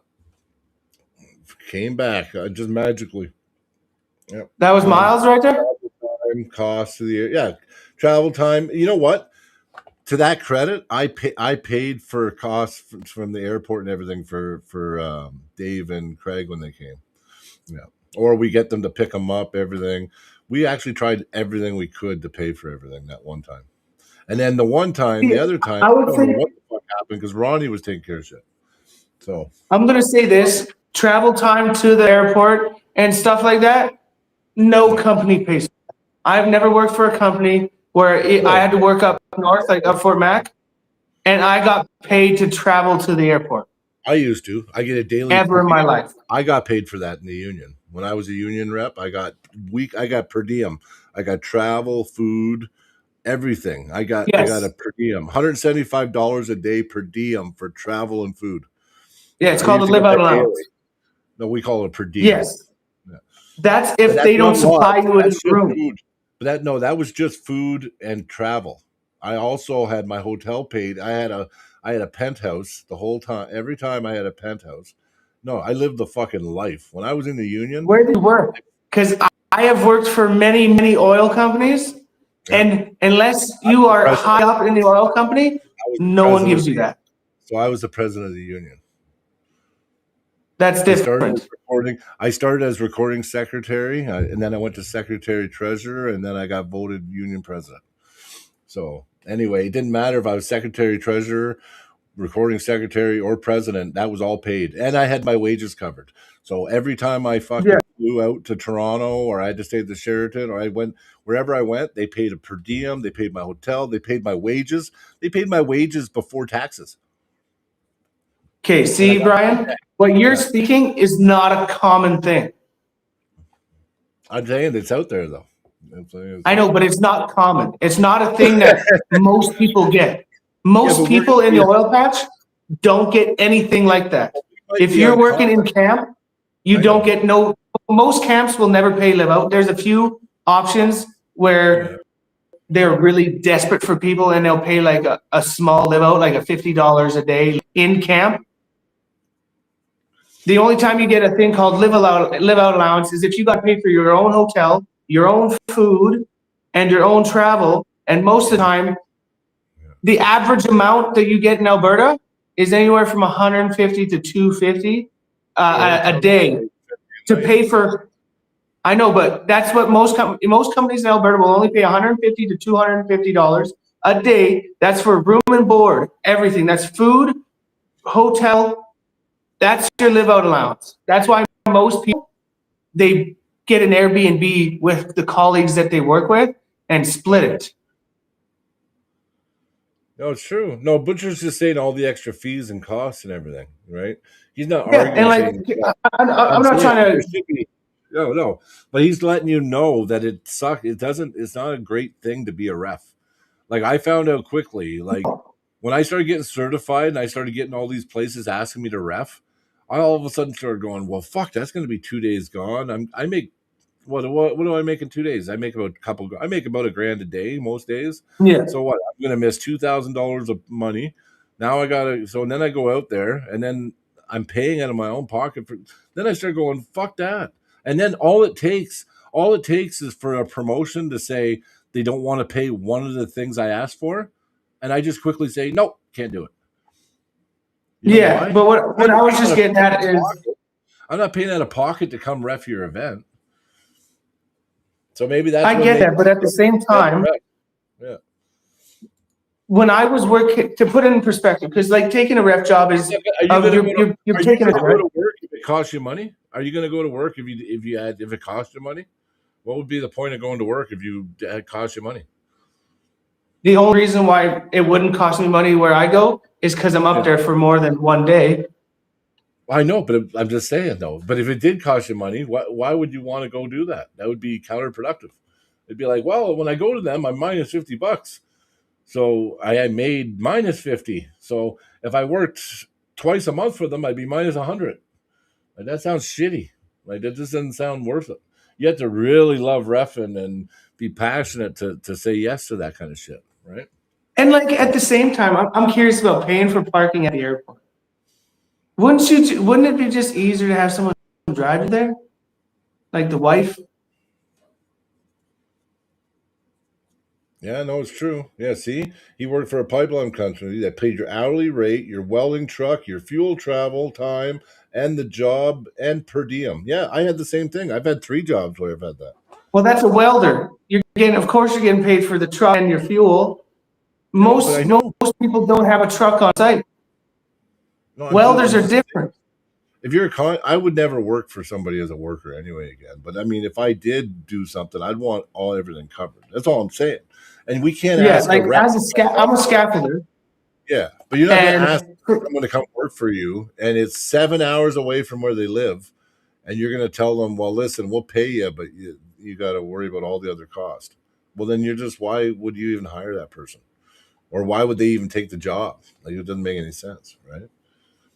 like I know, like I'm a scaffolder out at Nova.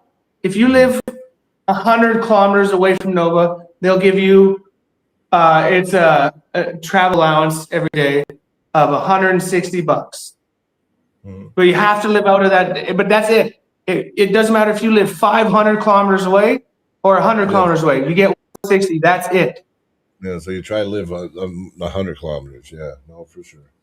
For sure. No, listen, you know what? In the end, obviously, you know what? We got debating tonight, but either way, you know what? We got to be cost Yeah, I'm efficient. having fun.